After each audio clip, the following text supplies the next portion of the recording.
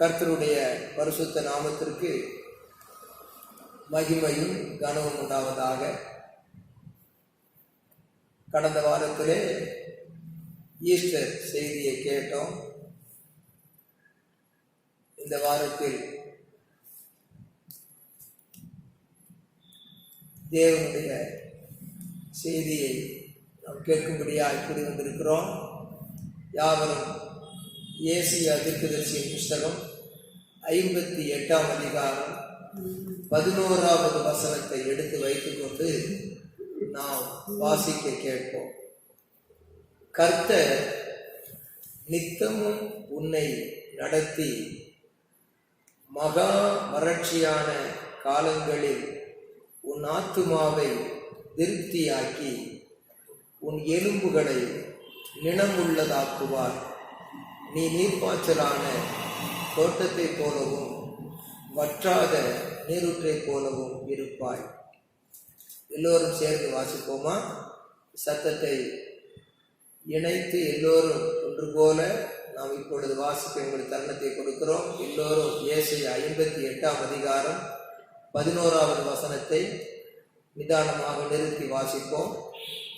கர்த்தர் நித்தமும் உன்னை நடத்தி மகா வறட்சியான காலங்களில் உன் ஆத்துமாவை திருப்தியாக்கி உன் எலும்புகளை நினமுள்ளதாக்குவார்.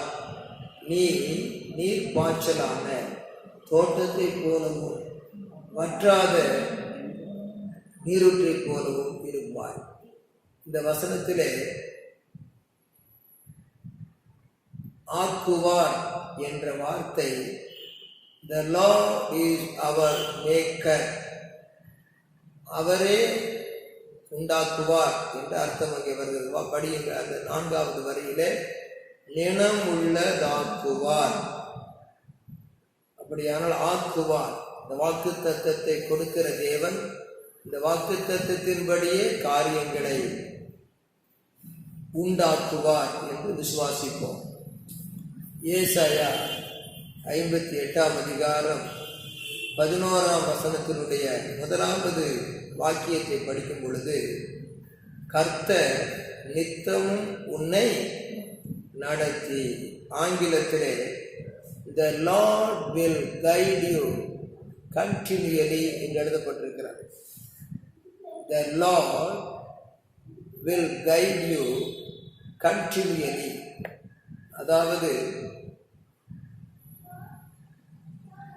கர்த்தர் உன்னை டெய்லி நடத்துவார் என்றல்ல, தொடர்ந்து நடத்துவார். நன்றாய் கவனியுங்கள். கர்த்தர் உன்னை தினமும் நடத்துவார் அப்படின்னு தமிழ்ல வாசிக்கிறோம். நித்தம்னு சொன்னா திங்கள், செவ்வாய், புதன், வியாழன், வெள்ளி, சனி, ஞாயிறு என்று தினமும் எண்ணலாம். ஆனால் தமிழிலே சொல்லியிருக்கிற வார்த்தை அப்படித்தான் இருக்கிறது, நித்தமும் சொல்லியிருக்கு. ஆனால் ஆங்கிலத்தில் the Lord will guide you continually. continually என்றால் எப்படி? தொடர்ந்து நடத்துவார். அல்லேலூயா. இந்த வசனத்தை எல்லாரும் படிக்கிறீங்களா? இந்த வசனத்தை பார்க்குறீங்களா தம்பி? இந்த வசனத்தை படிக்கும்போது the Lord will guide you continually, தொடர்ந்து நடத்துவார். எனக்கு சரியா வேலை இல்லையே, சரியா வருமானம் இல்லையே, என் குடும்பத்தை எப்படி நடத்துறது, இப்படிப்பட்டதான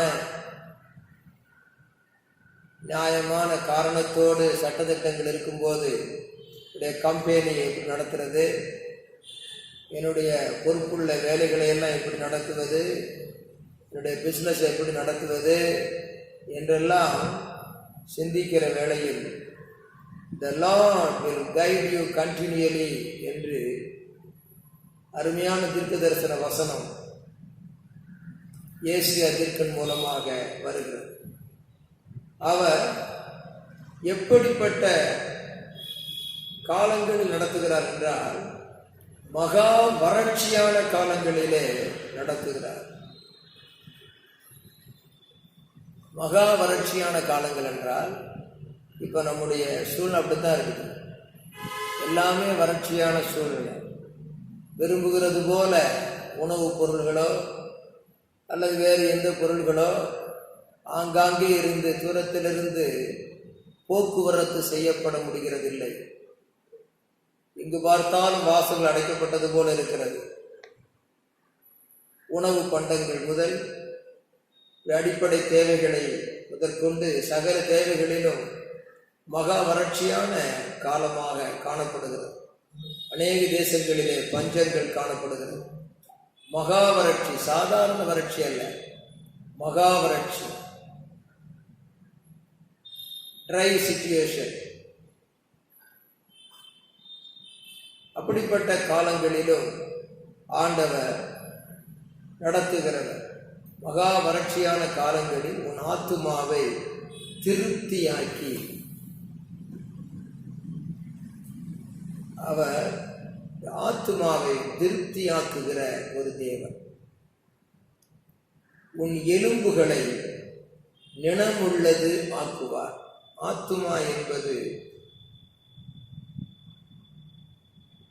மாத்திரமல்ல, உடைய சரீரமும் கூட எலும்புகளும் கூட கொழுமையாயிருக்கும்படி அவர் செய்கிறவர். கர்த்தர் நித்தமும் உன்னை நடத்தி என்றால் அது ஆவியின் பகுதி என்று வைத்துக் கொள்வோம். மகா வறட்சியான காலங்களில் உன் ஆத்துமாவை திருப்தியாக்கி என்று சொல்லும் பொழுது நம்முடைய மன விருப்பங்கள், எண்ணங்கள் ஆகிய ஆத்துமாவின் பகுதி என்று வைத்துக் கொள்வோம். உன் எலும்புகளை நினமுள்ளதாக்குவார் என்று சொல்லும் பொழுது அது நம்முடைய சரீர பகுதியை வைத்துக் கொள்வோம். ஆவிக்குரிய பிரகாரம், ஆத்மீக பிரகாரம், சரீர பிரகாரம் கர்த்தர் நம்மை நடத்துகிற தேவன். அப்படி நடத்தும் பொழுது நாம் எப்படிப்பட்ட ஒரு அனுபவத்தில் காணப்படுவோம் என்றால், நீ நீர்ப்பாய்ச்சலான தோட்டத்தை போலவும் வற்றாத நீரூற்றை போலவும் இருப்பாய். நீரூற்று பூமியிலிருந்து வந்து கொண்டே இருந்தால் சுற்றுப்புறத்தில் பகுதியெல்லாம் பசுமையாக காணப்படும், நல்ல செழிப்பாக காணப்படும். ஆகவே தான் நீர்ப்பாய்ச்சலான தோட்டத்தை போலவும் வற்றாத நீரூற்றை போலவும் இருப்பாய் என்று தீர்க்க தரிசன வார்த்தை நமக்கு வருகிறது. நீர்ப்பாய்ச்சலான தோட்டம், வற்றாத நீரூற்று என்று சொல்லும்போது அது கர்த்தர் நம்மை நடத்துகிற ஒரு அதிசயமான அற்புதமான ஒரு அனுபவம். ஆகவே இந்த காலை வேளையில இந்த வசனத்தை நாம் விசுவாசிப்போம். ஆண்டவர் நேற்றும் இன்றும் என்றும் மாறாதவர்.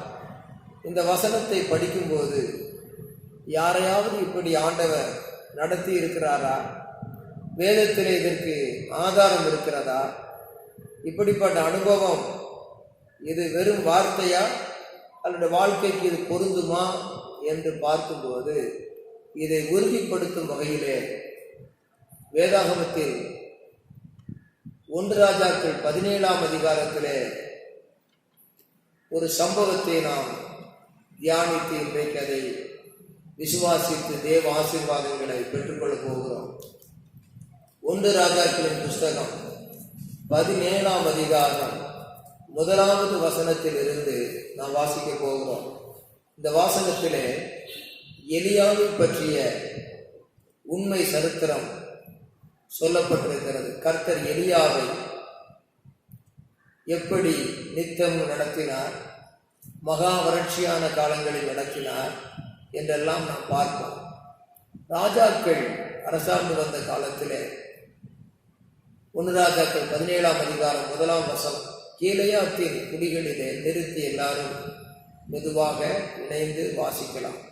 கீலேயாத்தின் குடிகளிலே திஸ்பியனாகிய எலியா ஆகாபை நோக்கி, என் வாக்கின்படியே அன்றி இந்த வருஷங்களிலே பனியும் மழையும் பெய்யாதிருக்கும் என்று இஸ்ரவேலின் தேவனாகிய கர்த்தருக்கு முன்பாக நிற்கிற நான் அவருடைய ஜீவனை கொண்டு சொல்லுகிறேன் என்றார்.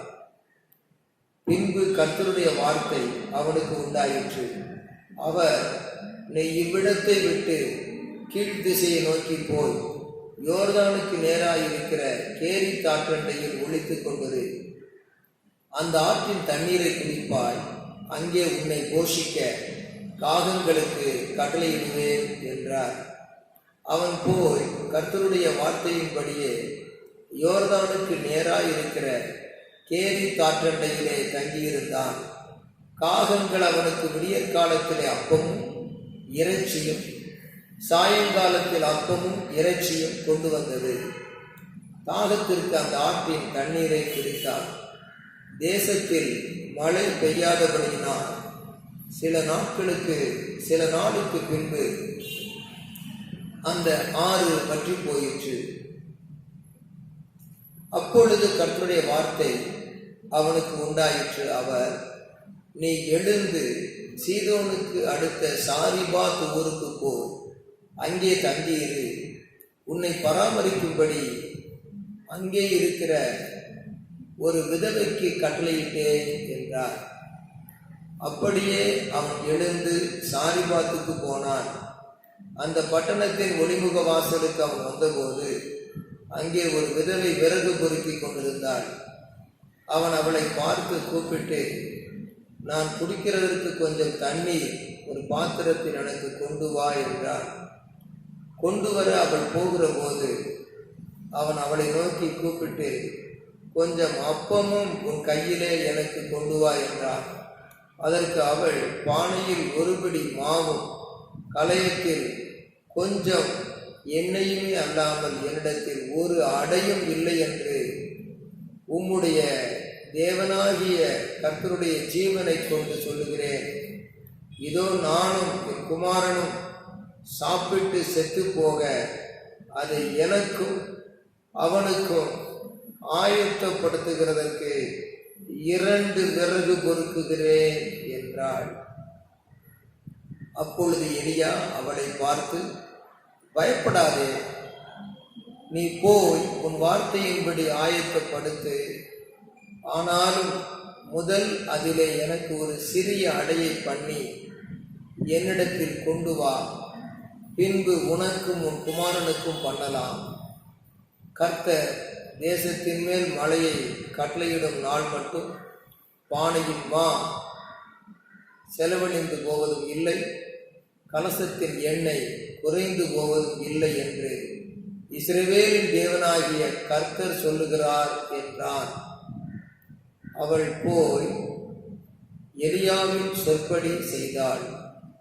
அவளும் இவனும், அதாவது அந்த விதவையும் எலியாவும் அந்த விதவையின் வீட்டார் அநேக நாள் சாப்பிட்டார்கள். கர்த்தர் எலியாவை கொண்டு சொன்ன வார்த்தையின்படியே பானையிலே மா செலவழிந்து போகவும் இல்லை, கலசத்தின் எண்ணெய் குறைந்து போகவும் இல்லை. இந்த வேத பகுதியிலே 1 ராஜாக்கள் 17ஆம் அதிகாரத்தில் நாம் 1 முதல் 16 வசனங்கள் வாசித்திருக்கிறோம். 16 வசனங்கள், 16 verses, 16 பெற்று வளமோடு வாழ்க்கை என்று உலகத்திலே பெரியோர்கள் வாழ்த்துகிறார்கள். இந்த செய்தியின்படியே நீங்கள் இந்த ஆசீர்வாதங்களை பெற்றுக்கொள்ள நான் உங்களை ஆண்டவராகிய இயேசு கிறிஸ்துவின் நாமத்தினாலே வாழ்த்துகிறேன். இங்கே கர்த்தர் எலியாவை எப்படி நடத்துகிறார் என்று நாம் பார்க்கிறோம். அன்பானவர்களே, எலியாவை நடத்தின தேவன் உங்களையும் நடத்துவார். இந்த எலியாவை பற்றி நடத்தும் பொழுது, எலியா ஒரு பெரிய ஒரு பக்தன். வானத்தில் மழை பெய்யக்கூடாதுன்னு மழையவே நிறுத்தினாரு. திருப்பி மழையை பெய்ய பண்ணாரு ஜெபம் பண்ணி. அவரை போல ஜெப வீரன் நம்மெல்லாம் அவருடைய வாழ்க்கையை மாதிரியாக எடுக்க முடியுங்களா? கவனிங்க, எலியாவை போல நம்முடைய வாழ்க்கை அனுபவம் எல்லாம் ஏணி வச்சாலும் எட்டுமா அப்படின்னு சொல்லி அவிசுவாசப்படாதபடி உங்களுக்கு ஒரு வசனத்தை நான் வாசித்து சொல்ல விரும்புகிறேன். யாக்கோபு 5ஆம் அதிகாரம் 17வது வசனத்தை நீங்கள் வாசித்து பாருங்கள். யாக்கோபு 5ஆம் அதிகாரம் 17ஆம் வசனம்.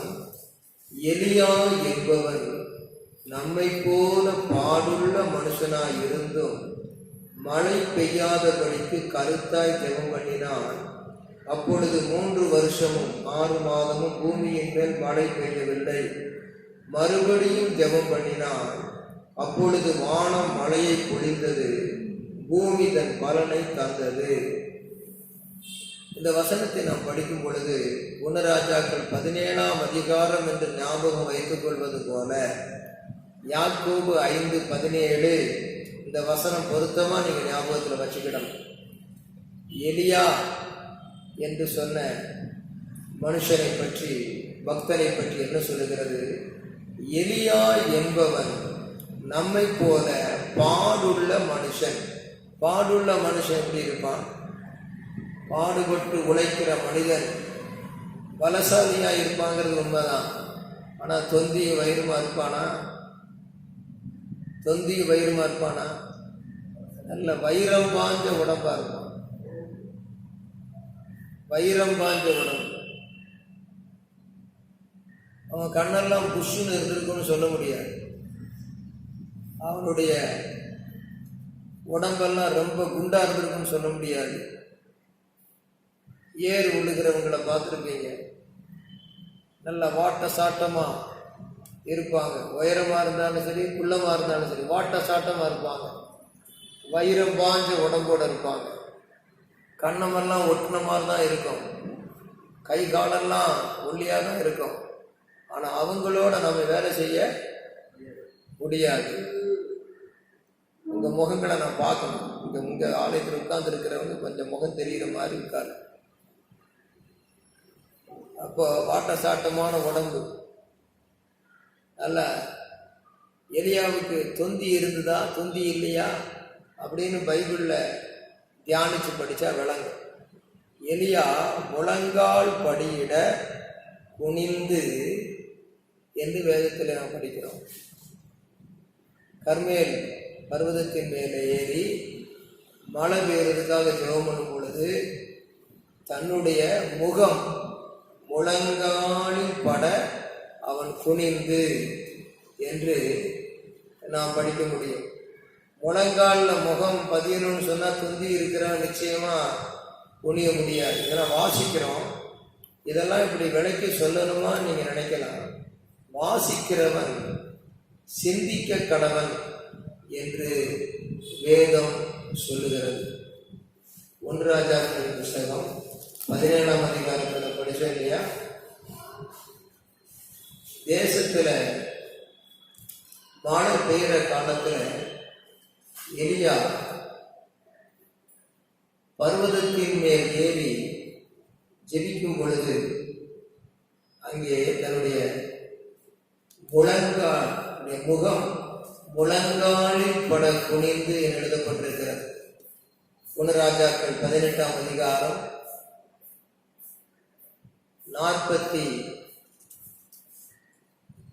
41வது வசனத்திலிருந்து படிக்கிறோம். பின்பு எலியா ஆகாபை நோக்கி, நீர் போ, போஜனம் பண்ணும், பெருமழையின் இரைச்சல் கேட்கப்படுகிறது என்றான். 42ஆம் வசனம். ஆகாப் போஜனம் பண்ண போனான். பின்பு எலியா கர்மேல் பர்வதத்தினுடைய சிகரத்தின் மேல் ஏறி தரையிலே பணிந்து தன் முகம் தன் முழங்காலில் பட குனிந்து என்று பார்க்கிறோம். பிறகு சொல்றான், அந்த ஊழியக்காரன் நோக்கி, நீ போய் சமுத்திர முகமாய் பார் என்றான். அவன் போய் பார்த்து ஒன்றும் இல்லை என்றான். நீ இன்னும் 7 தரம் போய் பார்ன்னு சொல்றான். இதனால வற்புறுத்துகிற அந்த குறிப்பான வசனம், அவன் பாடுள்ள மனுஷன், விவசாயி. எலியாவும் ஒரு விவசாயி, எலிசாவும் ஒரு விவசாயி. அப்படிப்பட்ட ஒரு கடினமான ஒரு வேலை செய்த ஒரு பாடுள்ள மனுஷன். அவனுடைய முகத்தை முழங்காலில் பட குனியும் பொழுது, இன்றைக்கு நீங்க வீட்டில் அனுபவத்தில் செய்து பாருங்க, முகம் முழங்காலில் பட குனியணும்னு சொன்னா வயிற்றுல தொந்தி இருந்தால் குனியவே முடியாது. அப்போ ஒரு தொந்தி இல்லாத மனுஷன் எலியா, ஒரு ஒல்லியான மனுஷன் எலியா, உடம்பெல்லாம் வைரம் பாஞ்ச மனுஷன் ஒரு எலியா, ஒரு கடினமான உழைப்பாளி அந்த எலியா. அப்படிப்பட்ட எலியாவை பாடுள்ள மனுஷன் என்று வேதம் சொல்லுகிறது. அந்த பாடுள்ள மனுஷனை பற்றி இவ்வளவு விளக்கம் ஏன் சொல்லுகிறேன்னா, நாமும் கூட இங்க பாடுள்ள மனுஷராக தான் இருக்கிறோம். ஒவ்வொரு பிரதர்ஸும் டெய்லி பாடுபட்டு உழைக்கிறோம், சிஸ்டர்ஸ் பாடுபட்டு உழைக்கிறோம். இந்த பாடுபட்டு உழைக்கிற எலியா தேவனுடைய அதிசயமான நடத்துதலை பெற்றுக்கொண்டார். 1 ராஜாக்கள் 17ஆம் அதிகாரத்திலே ஏசியா 58:11 படி கர்த்தர் எப்படிப்பட்ட காலங்களில் எலியாவை நடத்தியிருக்கிறார் என்றால், தேசத்திலே மழை இல்லை. ஆகாப் ராஜாவை பார்த்து, என்னுடைய வாக்கின்படி இந்த வருஷங்களிலே மழை பெய்யாதிருக்கும் என்று இஸ்ரவேலின் தேவனாகிய கர்த்தருக்கு முன்பாக நிற்கிற நான் அவருடைய ஜீவனை கொண்டு சொல்லுகிறேன் என்று சொல்லுகிறார். அப்படியானால் என்னுடைய வாக்கின்படியே என்று சொன்னால் அர்த்தம் என்ன? தேவனுடைய வாக்கை தன்னுடைய வாக்காக அவன் எடுத்துக்கொள்ளுகிறான். இந்த செய்தியை கேட்டுக்கொண்டிருக்கிற அருமையான சகோதரனே, சகோதரியே, பாஸ்டர் என்ன பிரசங்கம் பண்றார் அப்படிங்கிறதல்ல. ஏசாயா தீர்க்கதரிசி மூலமாக சொல்லப்பட்ட அந்த வாக்கு தத்தம் எலியாவுடைய வாழ்க்கையிலே எப்படி பலித்தது, இதை கேட்ட செய்தியின்படி நான் ஆசீர்வதிக்கப்பட முடியும். நான் பாடுள்ள மனுஷனாய் இருந்தாலும் எலியா பாடுள்ள மனுஷனாய் இருந்து எப்படி ஆசீர்வதிக்கப்பட்டாரோ அதுபோல பாடுள்ள மனுஷனாய் இருக்கிற நானும் ஆசீர்வதிக்கப்பட முடியும் என்று விசுவாசிக்க வேண்டும். எல்லா கர்த்தரை ஸ்தோத்திரிப்போமா? ஸ்தோத்திரம், ஸ்தோத்திரம், ஸ்தோத்திரம், ஸ்தோத்திரம். கர்த்தருடைய நாமத்துக்கு மகிமையும் கனமும் உண்டாவதாக. இன்றைக்கு நாம் இந்த 1 ராஜாக்கள் 17ஆம் அதிகாரத்தில் எலியா சொல்லும்போது இஸ்ரவேலின் தேவனாகிய கர்த்தருக்கு முன்பாக நிற்கிற நான் என்று சொல்லுகிறார். ஆனா கர்த்தருக்கு முன்பாக நிற்கிற நான் சொன்னாலும் இப்ப யாருக்கு முன்னால நிற்கிறார் கேட்டா, ஆகாப் ராஜாவுக்கு முன்னால நிற்கிறார். யாருக்கு நினைக்கிறாரு? ஆகாப் ராஜாவுக்கு முன்பாக. இப்போ நம்ம சப்போஸ் நம்முடைய இந்திய பிரதமரை பார்க்க போனா யாராவது ஃபோன் பண்ணி கூப்பிடும் போது நான் இந்திய பிரதமருக்கு முன்பாக நிற்கிறேன்னு சொல்லுவோம். அப்படிதான் நம்ம சொல்லுவோம். ஆனா இங்க ராஜாவுக்கு முன்னால நிற்கிறாரு. ராஜாவுக்கு முன்னால நிற்கும் போது அவர் என்ன சொல்றாருன்னா, ராஜாவுக்கிட்டே சொல்றாரு, நான் இஸ்ரவேலின் தேவனாகிய கர்த்தருக்கு முன்பாக நிற்கிறவன் என்று சொல்றார். இந்த வாழ்க்கையில இன்றைக்கு அந்த விசுவாசம் இருக்கும். நீங்க ஒருவேளை உங்களுடைய வேலை ஸ்தலத்தில் அதிகாரிக்கு முன்பாக நிற்கலாம். ஒருவேளை இன்றைக்கு பலவிதமான பெரிய மனிதர்களுக்கு முன்பாக நிற்கலாம். ஒருவேளை பெரியவர்களை பார்த்து நீங்க பயப்படுறீங்களோ பயப்படலையோ, கனம் பண்றீங்களோ, அவர்கள் எவ்வளவு மேன்மையாக எண்ணுகிறீர்களோ இருக்கட்டும். ஆனாலும் சொல்லும்போது எலியாவுடைய வார்த்தையை நினைவு கூற வேண்டும். நிற்கும்போது எலியாவுடைய வார்த்தை நினைவு கூற வேண்டும். இஸ்ரவேலின் தேவனாகிய கர்த்தருக்கு முன்பாக நிற்கிற நான். பழைய பாட்டிலே தேவனுக்கு முன்பாக நின்ற அநேக பக்தர்களை அறிந்த அந்த எலியா தன்னையும் தேவனுக்கு முன்பாக நிற்கிறவராக தன்னை ஆயத்தப்படுத்தி கொண்டார். அல்லையிலே சொல்லுவாங்க. நீங்க ஒருவேளை ஒரு பெயிண்டரா இருக்கலாம், ஒரு ஸ்கூல்ல நீங்க ஒரு அட்டெண்டரா இருக்கலாம், நீங்க ஒரு பிசினஸ் மேனா இருக்கலாம், ஒரு சாதாரண வேலை செய்கிறவர்களா இருக்கலாம். ஆனால் உங்களுக்குள்ளே சரியான ஒரு விசுவாசம் இருக்க வேணும். எங்க நின்றாலும் சரி, நான் நிற்கிறது உலக அதிகாரிகளுக்கு முன்பாகவும் அதிகாரங்களுக்கு முன்பதாகவும் எனக்கு மேலே மதிப்புக்குரியவர்களுக்கு முன்பதாகவும் இருக்கும் பொழுது கர்த்தருக்கு முன்பாக நிற்கிற நான் என்று சொல்லுகிற ஒரு வார்த்தை என்ன நமக்கு உணர்த்துகிறது என்றால், நான் யாருக்கு முன்னால நின்னாலும் அவர்களுக்கும் எனக்கும் நடுவிலே கர்த்தர் நிற்கிறார் என்ற விசுவாசம் நமக்கு வேண்டும். அல்லையா சொல்லுவோம். சில பிள்ளைகள் பள்ளிக்கூடத்தில் எப்படித்தான் டீச்சருக்கு முன்னால நிற்கிறது, சாருக்கு முன்னால நிற்கிறது அப்படின்னு பயப்படுவாங்க. அந்த பிள்ளைங்களை கற்றுக் கொடுக்கணும். நீ போ, கர்த்தர் உனக்கு முன்ன போவார், கர்த்தர் உனக்கு முன்ன நிற்பார். பரீட்சை எப்படி எழுதி பாஸ் பண்றது, உன்னோட கர்த்தர் இருப்பார், எழுதுவார். எப்படித்தான் அந்த வரும் நாட்கள்ல ஒரு பெரிய பிரச்சனையை சந்திக்க போகிறனோ, நீ போ, உன் பிரச்சனையை நீ சந்திக்கிற இடத்துல உன் பிரச்சனைக்கும் உனக்கும் நடுவுல கர்த்தர் நிற்பார். அதுதான் விசுவாசம். அல்லேலூயா சொல்லுவோமா? அல்லேலூயா, அல்லேலூயா. வாழ்க்கை பயணத்திலே தெரிந்து எல்லாரும் பாடுவோம். மேகத்தூணாய் வருபவரே, வாழ்க்கை பயணத்திலே மேகத்தூணாய் வருபவரே, உம் வார்த்தையின் திருவுணவாய் வளமாய் காப்பவரே, உம் வார்த்தையின் திருவுணவாய் வளமாய் காப்பவரே, என்னை ஆட்கொண்ட இயேசு. கையில் தட்டி யார் என்று நான் அறிவேன். வாய்திருந்து பாடுவோமா எல்லாரும்? என்னை ஆட்கொண்ட இயேசு, உம்மை யார் என்று நான் அறிவேன். ஆட்கொண்ட இயேசுவை நாம் யார் என்று அறியலாம். இந்த 1 ராஜாக்கள் 17ஆம் அதிகாரத்திலே அந்த அப்படிப்பட்ட நம்மை போல பாடுள்ள மனுஷனாகி எலியாவை ராஜாவை சந்திக்க சென்றாலும் கர்த்தருக்கு முன்பாக இருக்கிற நான் என்று விசுவாச அறிக்கையிட்டு தைரியமாய் பேசின எலியாவை இந்த வருஷத்துல மழையே பெய்யாது அப்படின்னு சொன்ன எலியாவை தேவன் நடத்துறார். அல்லேலூயா சொல்லுவாங்க.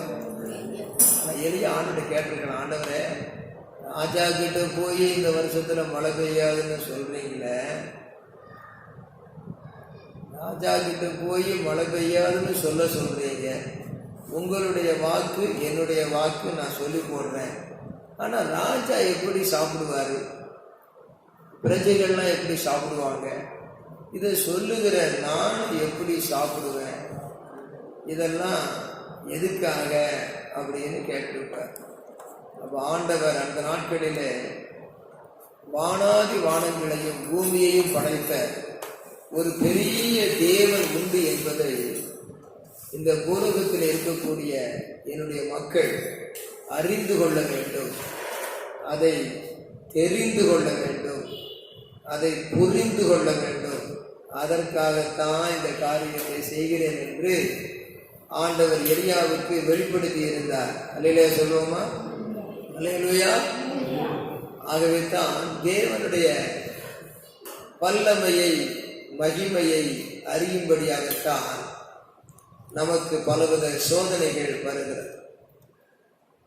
மறுபடியும் பிரசங்க வாக்கியத்தை நாம் நினைவு கூற வேண்டும். கர்த்தர் உன்னை நித்தமும் நடத்தி மகா வறட்சியான காலங்களிலும் உன் ஆத்துமாவை திருப்தியாக்கி அவர் உன் எலும்புகளை எல்லாம் கொழுமையாக்குவார், நினமுள்ளது ஆக்குவார். நீ நீர்ப்பாய்ச்சலான தோட்டத்தை போலவும் வற்றாத நெருப்பை போலவும் இருப்பாய். அல்லேலூயா. கர்த்தருக்கு ஸ்தோத்திரம். நாம் இஸ்ரவேலின் தேவனுக்கு முன்பாக நிற்கிற எலியாவை நாம் இப்பொழுது தியானித்துக் கொண்டிருக்கிறோம். ஏசியா 58:11 படிக்கும்போது கூட அங்கேயும் கூட இஸ்ரவேலின் தேவனை நடத்தின கர்த்தர் தான் சொல்லுகிறார். 1ஆம் வசனத்துல, என் ஜனத்துக்கு அவர்கள் மீறுதலையும் யாக்கோபின் வம்சத்துக்கு அவர்கள் பாவங்களையும் தெரிவி என்று அந்த இஸ்ரவேல் ஜனத்துக்காகத்தான் ஏசாயா 58:1 அவர் ஆரம்பிக்கிறார். ஆகவே இஸ்ரவேலின் தேவன் ஏசாயா தீர்க்கதரிசியை கொண்டு இஸ்ரவேல் ஜனத்தை பார்த்து மொத்தத்திலே அந்த வாக்கு கொடுக்கிறார். கர்த்தர் உன்னை நித்தமும் நடத்தினார், பர்சனலி அண்ட் ஸ்பெசிபிக்கலி என்று நாம் எனக்காக பிரத்யேகமாக இந்த வாக்கு என்று நினைத்தாலும், அங்கே ஏசாயா 58:1 சத்தமிட்டு கூப்பிடு, அடக்கிக் கொள்ளாதே, எக்காலத்தை போலும் சத்தத்தை உயர்த்தி என் ஜனத்துக்கு அவர்கள் மீறுதலையும் யாக்கோபின் வம்சத்தாருக்கு அவர்கள் பாவங்களையும் தெரிவி என்று என் ஜனம் யாக்கோபின் வம்சம் என்று சொல்லுகிறதுனால ஒரு கூட்டத்தின் மக்களுக்காக, ஒரு இஸ்ரவேல் தேசத்தின் மக்களுக்காக, தேவ ஜனத்திற்கு எல்லாருக்கும் சேர்த்து மொத்தமாகத்தான் சொல்லுகிறார். உலகமே என்றால் உலகத்தில் உள்ளோரை காட்டுகிறார். இந்தியாவே என்று சொன்னால் இந்தியாவில் உள்ள எல்லா குடிமக்களையும் காட்டுகிறார். அதுபோல கர்த்தர் நித்தமும் உன்னை என்று சொன்னால் தேவ பிள்ளைகள் அனைவரையும் அது சுட்டி காட்டுகிறார்.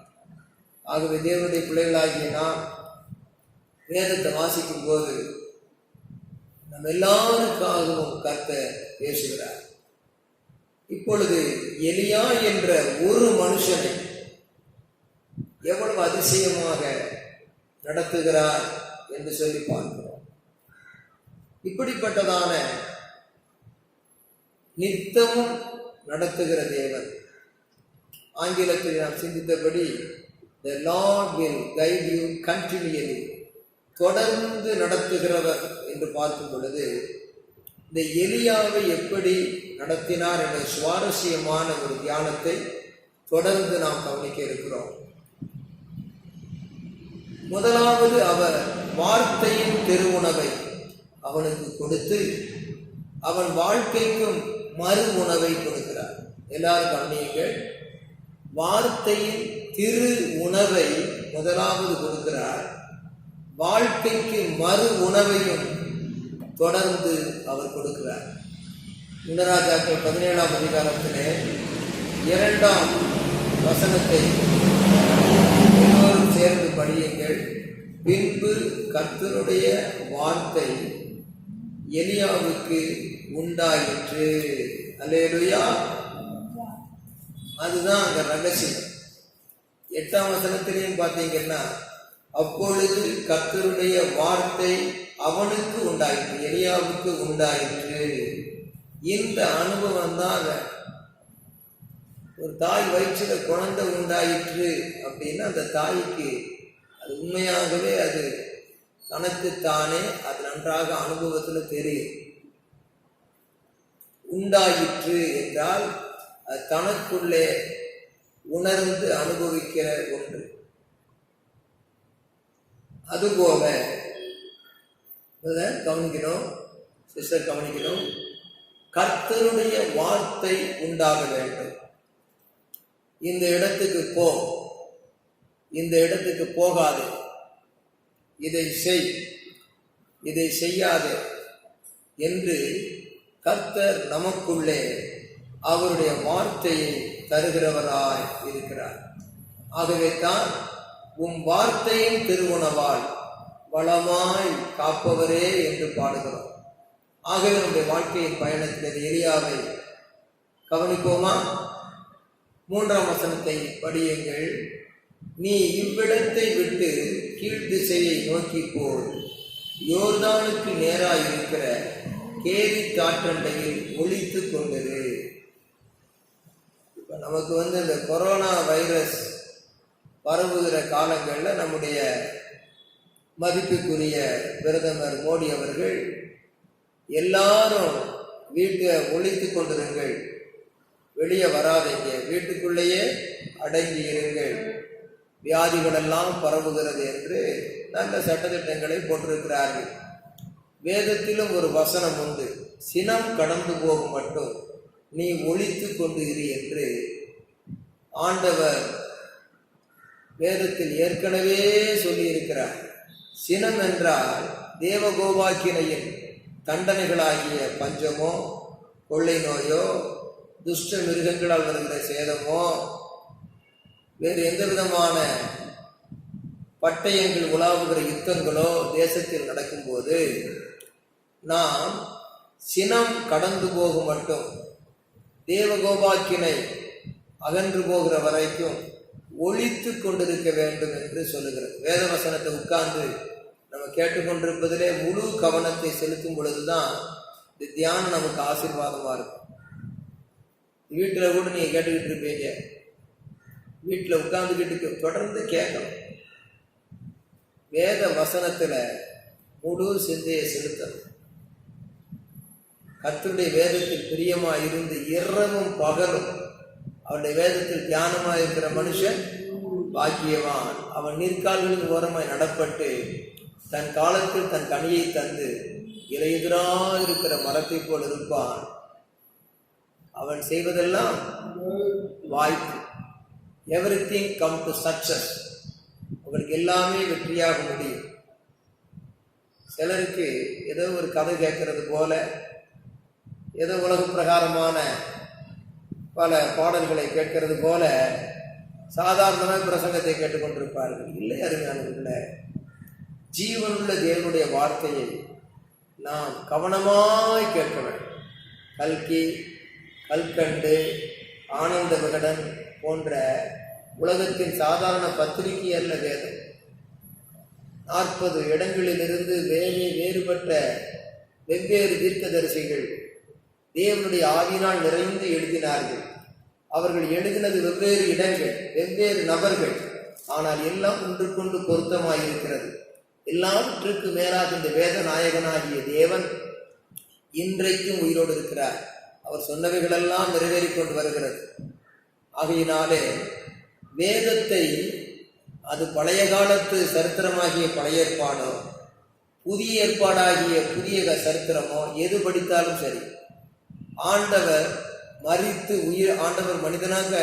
ஆண்டவர் மனிதனுக்கு மனிதனாக வழிகாட்ட பிறந்து மரித்து உயிர் தெழுந்து இன்றைக்கும் உயிரோடு இருக்கிறபடியினாலே, அவர் நேற்றும் இன்றும் என்றும் மாறாதவராயிருக்கிறபடியினாலே இது நமக்கு பலிக்கும் பலிக்கும் பலிக்கும். உங்கள் வாழ்க்கையெல்லாம் செழிக்கும் செழிக்கும் செழிக்கும். உங்கள் குடும்பங்கள் எல்லாம் தலைக்கும் தலைக்கும் தலைக்கும். இதை விரும்பாமல் வெறுக்கிறவர்களுக்குத்தான் வாழ்க்கை புளிக்கும். ஆகையினாலே நம்முடைய வாழ்க்கையை அழிக்கும் திட்டத்தோடு சாத்தான் பல காரியங்களை செய்தாலும் உங்கள் வாழ்க்கையை செழிக்கும் திட்டத்தோடு ஆண்டவர் பேசிக் கொண்டிருக்கிறார். நன்றாய் கவனியுங்கள்.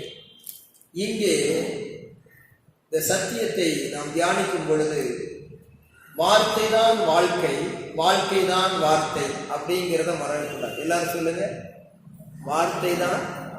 எல்லாரும் சொல்லுங்க, வார்த்தை தான் வாழ்க்கை, வாழ்க்கை தான் வார்த்தை. அது என்ன? தெய்வீக வார்த்தையே தெய்வீக வாழ்க்கை, தெய்வீக வாழ்க்கையே தெய்வீக வார்த்தை. ஆதியிலே வார்த்தை இருந்தது, அந்த வார்த்தை தேவனிடத்தில் இருந்தது, அந்த வார்த்தை தேவனாயிருந்தது என்று எழுதப்பட்டிருக்கிறது. வெளிப்படுத்தின விசேஷத்திலே அவருடைய நாமம் வார்த்தை என்பதேன்னு சொல்லியிருக்கு. அப்ப இடையில 33 வருஷம் அவர் என்னவானாரு? யோவான் 1:14 அந்த வார்த்தை மாம்சமாகி 33 வருஷம் அவர் மாம்சத்தில் இருந்தார். தாயின் வயிற்றிலே கருப்பொருளானார், சிலுவையில் நமக்கு பலியாகி வரம்பொருளானார், மறுபடியும் மரித்து உயிர் தெழுந்து பரம்பொருளானார். கன்னி மரியாளுடைய வயிற்றில் பிறக்கும் போது அவர் கருப்பொருள். உலகத்திலே 33 வருடம் மனிதனாக உலாவும் போது உரு பொருள். சிலுவையில் நமக்காக பலியாகும் பொழுது வரம்பொருள். மரித்து உயிர் தெழுந்த பிறகு அவர் சென்ற இடம் பரலோகமானபடியினாலே அவர் பரம்பொருள். இன்னும் அவருக்கு என்ன பெயர் கொடுப்பது? அவர் சீக்கிரம் வருகிறேன் என்று சொன்ன வரும் பொருள். அல்லேலூயா. ஆகவே அவர் மெய்ப்பொருள். ஆகவே தேவனுடைய பிள்ளைகளாகிய நாம் இந்த வார்த்தையை நம்முடைய வாழ்க்கைக்கு ஆதாரமாக எடுக்க வேண்டும். யார் யார் என்ன வார்த்தை சொன்னாலும் அந்த மனிதன் ஒருவேளை சொல்லிவிட்டு மறித்து விடலாம், ஒருவேளை சொல்லிவிட்டு மறந்து விடலாம். ஆண்டவர் சொல்லியும் செய்யாதிருப்பாரோ? ஆண்டவர் வாக்கு தத்தத்தை கொடுத்தால் அவர் செய்வார். தேவனாலே கூடாத காரியம் ஒன்றுமில்லை. வாக்கு தத்தத்தில் உண்மை உள்ளவர். நாம் உண்மை இல்லாதவர்களாய் இருந்தாலும் தேவன் உண்மையுள்ளவராய் இருக்கிறார் என்று வேதம் சொல்லுகிறது. இந்த இடத்திலே வார்த்தையை எலியா பெற்றுக்கொள்ளுகிறார். பாருங்க, 1 ராஜாக்கள் 17ஆம் அதிகாரத்தில் பஞ்ச காலத்தின் மத்தியிலே என்ன வார்த்தை சொல்லுகிறார்? 3 வருஷம் 6 மாசம் மழை இல்லை, ஆனா வார்த்தை வருகிறது. பாருங்க 2ஆம் வசனத்துல, பின்பு கர்த்தருடைய வார்த்தை அவனுக்கு உண்டாயிற்று. அவர் 3ஆம் வசனம், நீ இவ்விடத்தை விட்டு கீழ்த்திசையை நோக்கி போய் யோர்தானுக்கு நேராக இருக்கிற கேரித் ஆற்றண்டையில் ஒளித்து கொண்டது. அந்த ஆற்றின் தண்ணீரை குடிப்பாய். அங்கே உன்னை போஷிக்க காகங்களுக்கு கட்டளையிடுவேன் என்றார். அல்லேலூயா. எல்லாரும் அல்லே சொல்லுவோம். கர்த்தர் திசையை காட்டுறார். கிழக்க போன்னு சொல்றார். அடுத்தது என்ன சொல்றாருன்னா ஆத்தங்கரைக்கு போன்னு சொல்றார். அந்த ஆத்தங்கரைக்கு பேர் என்னது? கேரித் ஆத்தங்கரைன்னு சொல்றாரு. அங்க நீ போன பிறகு உனக்கு பின்னால காகம், ஒரு காகம் இல்லை, காகங்கள் புளூரல்ல சொல்லியிருக்கு, பன்மையில. காகங்கள் என்ன செய்யும்? உனக்கு ஆகாரம் கொண்டு வரும். என்ன கொண்டு வரும்? ஆகாரம் கொண்டு வரும். காகங்கள் ஆகாரம் கொண்டு வரும். நான் என்ன செய்வேன்? கட்டளை இடுவேன் என்றார். காக்கா யாருக்காவது சோறு கொடுக்குமா? நல்லா கவனிங்க. இந்த நேரத்தில் மிகவும் கவனம் தேவை. இந்த கவனத்தை கூட காக்கா என்ன செய்யும்? ஒரு அம்மியில ஒரு மசாலா அரைக்கிறதுக்கு தேங்காய் சில்லு வச்சிருந்தா கொத்திட்டு ஓடி போயிடும். ஒரு சிறுபிள்ளை கையில் ஒரு முறுக்கு வச்சிருந்தா பிடிங்கிட்டு ஓடி போயிடும். அது திருட்டு காகம். அந்த திருட்டு காகத்தை ஆண்டவர் சொல்றாரு, உனக்கு அது திருந்தின காகமா நான் மாற்றுவேன், அதுக்கு ஒரு கட்டளை போடுவேன், அது உன்னைய போஷிக்கும்னு சொல்றாரு. இது ஆண்டவன் கட்டளை. சினிமாவில் நம்ம பார்க்கறது ஆண்டவன் கட்டளைன்னு சினிமா பார்த்தாலும் அதெல்லாம் ஒரு கட்டுக்கதை. ஆனால் இது கட்டுக்கதை இல்லை, இது உண்மையான சத்தியம். வேதத்தில் நடந்த சரித்திரம். இந்த சரித்திரத்தின் சத்தியத்தின் நாயகனாகிய தேவன் நித்தியத்திலே வாழ்ந்து கொண்டிருக்கிறார். இதை நாம் புத்தியுடன் கேட்டு பக்தியுடன் இதை ஆசீர்வாதங்களை பெற்று மகிழவே நம்மை ஆண்டவர் அழைக்கிறார். ஆகவே நீ காகங்களுக்கு கட்டளை இடுவேன்னு சொன்னார். ஏன்னு கேட்டா, வார்த்தைய கொடுத்த ஆண்டவர் அவன் வாழ்க்கையில கீழ்ப்படிதல் இருக்குதான்னு பார்க்கல. ஆதாமுடைய முதல் பாவம் கீழ்ப்படியாமல், அதனால இப்போ தேவ ஜனங்கள் எல்லாரும் கீழ்ப்படியாததுனாலதான் தேசத்துல பஞ்சம் வந்திருக்கு. ஆனா இப்பொழுது ஆண்டவர் கீழ்ப்படுகிறானான்னு பார்க்கிற 5ஆம் வசனம் படிங்க. அவன் போய் கர்த்தருடைய வார்த்தையின்படியே யோர்தானுக்கு நேராக இருக்கிற கேரித் ஆற்றண்டையிலே தங்கியிருந்தான். தங்கியே இருந்தாயா. நம்ம ஆலயத்துல வாரத்துல ஒரு நாள் தங்கி இருந்து கர்த்தருடைய வார்த்தையை கேட்டுட்டு அதுக்கு பிறகு வாழ்க்கையில மங்கி இருக்கிறோம், பின் தயங்கி இருக்கிறோம், பின் தேங்கி இருக்கிறோம். ஆனா கர்த்தருடைய வார்த்தையை கேட்டுட்டு என் ஆண்டவர் அல்லவா சொன்னார் என்று சொல்லி கிழக்க போனா கேரித் ஆற்றங்கரையில தங்கியே இருந்து விட்டான். அவன் உள்ளத்தில் இருப்பதெல்லாம் ஒன்றே ஒன்று, ஆண்டவன் கட்டளை இதோ எனக்கு இருக்கிறது என்று தங்கி இருக்கிறான். அங்கே என்ன நடக்கிறது என்று சொல்லி பார்க்க வேண்டும். 6ஆம் வசனத்தை படிப்போம். காகங்கள் அவனுக்கு விடியற்காலத்தில் அப்பமும் இறைச்சி, சாயங்காலத்தில் அப்பமும் இறைச்சியும் கொண்டு வந்தது. தாகத்திற்கு அந்த ஆற்றின் தண்ணீரை குடித்தான். கறி சாப்பிட்டு எத்தனை நாள் ஆச்சு? கொரோனா வைரஸ் காலத்துல யாராவது பிரியாணி வாங்கிட்டு வந்தா கூட பயமா இருக்குதுங்க. கொரோனா வைரஸ் பரவிடுமோன்னு நினைக்கிறேன்னு சொல்லி சிக்கனா வேண்டாம், மட்டனா வேண்டாம், பீஃபா வேண்டாம், இந்த மீனா வேண்டாம், இறைச்சியே வேண்டாங்க அப்படின்னு சிலர் சொல்ற மாதிரி பயம். ஆனா சிலருக்கு எப்போ பார்த்தாலும் சாம்பார், எப்போ பார்த்தாலும் காரக்குழம்பு, எப்போ பார்த்தாலும் இப்படியே சாப்பிட்டு சாப்பிட்டு இப்படி சலிச்சு போச்சு. எனக்கு கூட தான் சலிச்சு போச்சு. நான் சொல்றதுக்கு என்ன வெக்கமா? ஐயோ இல்லை, எங்களுக்கும் அப்படித்தான் இருக்கு அப்படின்னு நீங்கள் சொல்றீங்க இல்லையா? அப்படிதான் சாப்பிட்டு பழகாதவங்களுக்கு தெரியாது. ஆனால் சாப்பிட்டு பழகும்போது சார் வாரத்துக்கு ஒரு தடவையாவது மீன் சாப்பிடுவேன், வாரத்துக்கு ஒரு தடவையாவது கறி எடுத்து சாப்பிடுவோம். ஞாயிற்றுக்கிழமை ஆச்சுன்னா மத்தியானம் கறி சாப்பிடுவோம். சரி, ஒரு புதன்கிழமை ஆச்சுன்னா ஒரு மீன் சாப்பிடுவோம். இப்போ மீனையும் பார்க்க முடியல, கறியும் பார்க்க முடியல, என்ன செய்யறது அப்படின்னு கவலைப்பட்டுக்கிட்டு இருக்கோம். இந்த கொரோனா வைரஸ் பரவுகிற காலம்னு சொல்லி எல்லாத்தையும் ஊரடங்கு சட்டம் போட்டு வீட்லேயும் அடங்கி சாப்பிட்றதுலேயும் அடங்கி ஆளெல்லாம் ஒடுங்கி எங்கேயோ ஒரு மூலையில் மடங்கி அப்படியே வீட்டில் கிடந்து உறங்கி கிறங்கி கிடக்கிறோம். ஆனால் ஆண்டவர் பாருங்க, எலியாவை ஏசி 58:11 படி மகா வறட்சியான காலத்திலையும் நீ கிழக்க போ, ஏரி தாண்டக்கரைக்கு போ, காகங்கள் உனக்கு வந்து உன்னைய போஷிக்கும் சொல்லி சொன்னபடி காலையில் என்ன வருது? அப்பமும் இறைச்சி.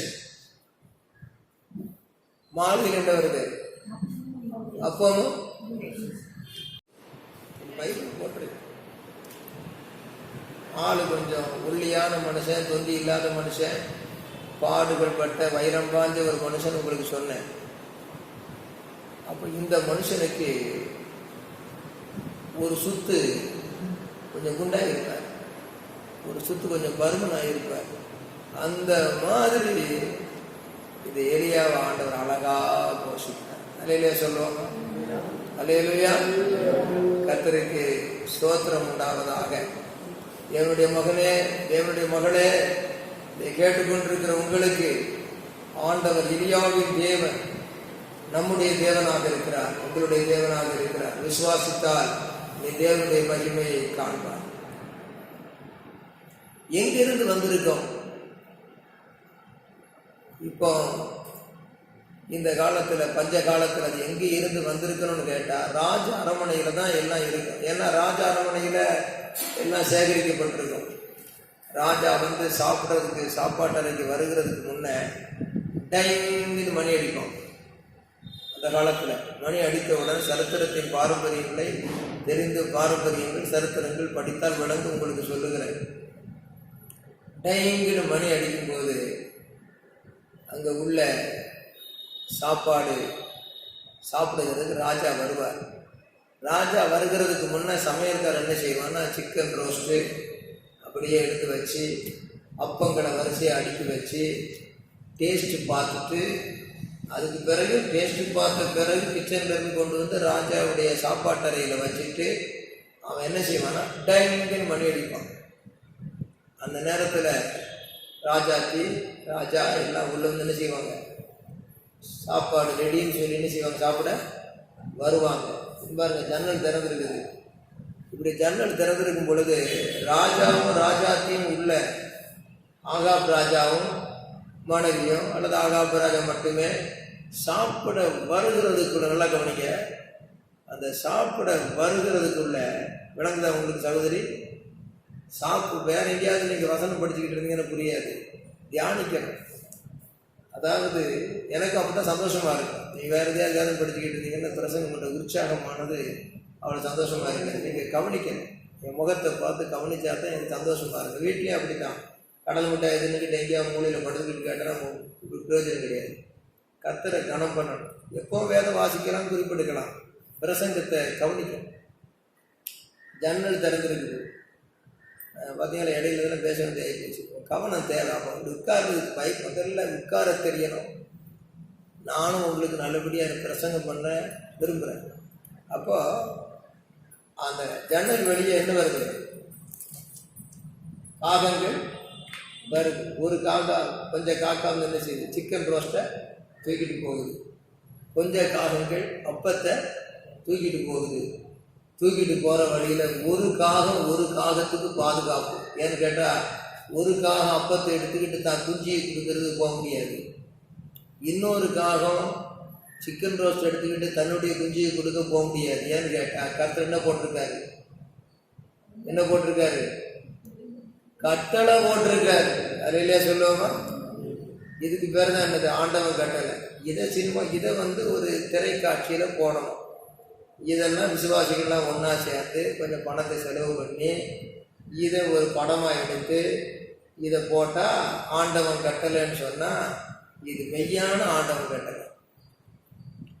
மற்றதெல்லாம் பொய்யான ஆண்டவன் கட்டளைங்கிற கட்டுக்கதைகள் தான். ஆகையினால நான் எதையும் குறை சொல்லலை, சத்தியத்தை விசுவாசிக்கணுங்கிறது சொல்கிறேன். கற்பனையில் கதை எழுதுவது, புத்தி படிப்பது நல்லது, ஆனால் இது மெய்யான ஆண்டவன் கட்டளை. அல்லேலூயா சொல்லுவோமா? அல்லேலூயா.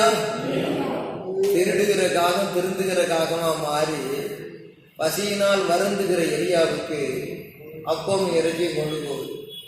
நீ ஏதாவது சமைச்சேன்னு சொன்னால் முதலாவது உணவை ஆசாரியனுக்கு கொடு அப்படின்னு சொல்லி வேதத்தில் இருக்குது. இப்போ ராஜாவுக்கே உணவு செய்யப்பட்டாலும் முதல்ல உணவு யாருக்கு போகுது? ஆசாரிய ஊழியக்காரனுக்கு போகுதியா? அல்லேலூயா. ஆண்டவர் செய்வார் செய்ய மாட்டாரா? தேடி வர செய்வார், உனக்கு உணவை நாடி வர செய்வார். அல்லேலூயா.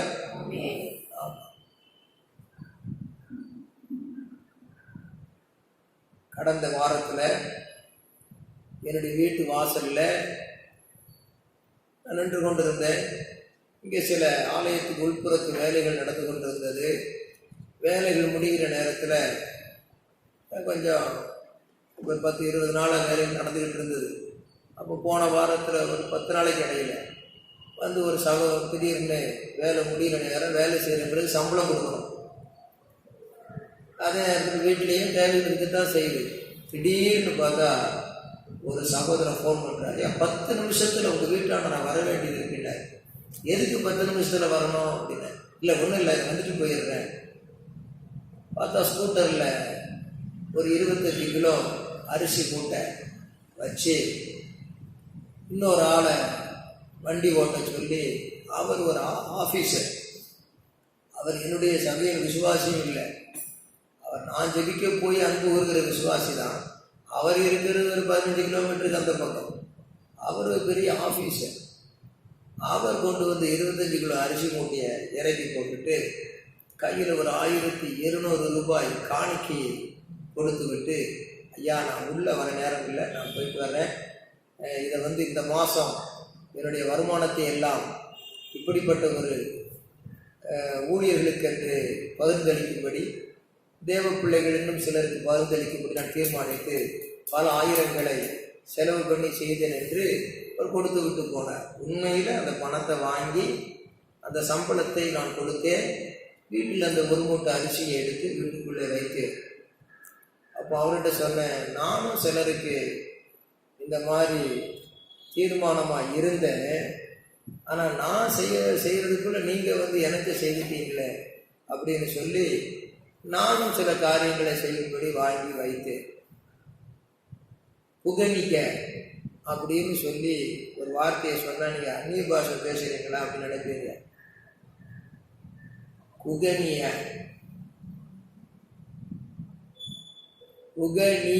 அப்படின்னா நீங்கள் வரும்போது நான் உங்களுக்கு சொல்கிறேன், வீட்டில் இருந்து யாராவது குடும்பத்தை சகோதரனோ பிள்ளைகளோ அல்லது குடும்பத்தில் உள்ள தலைவனாக இருக்கிற சகோதரனோ நீங்கள் என்கிட்ட வாங்க.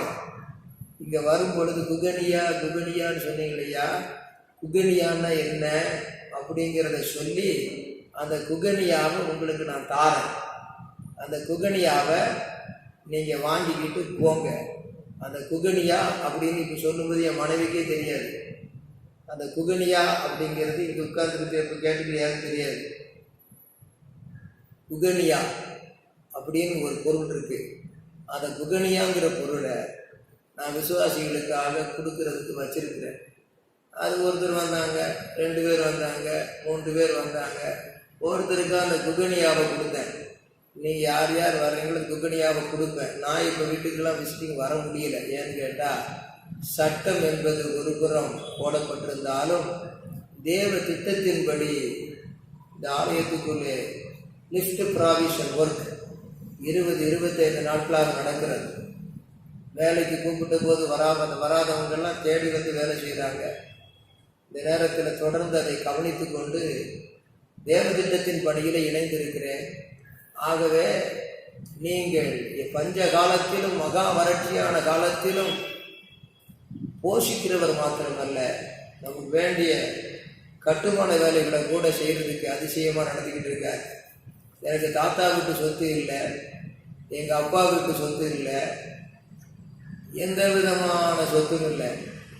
என்கிட்ட ஒரே ஒரு சொத்து இருக்கு.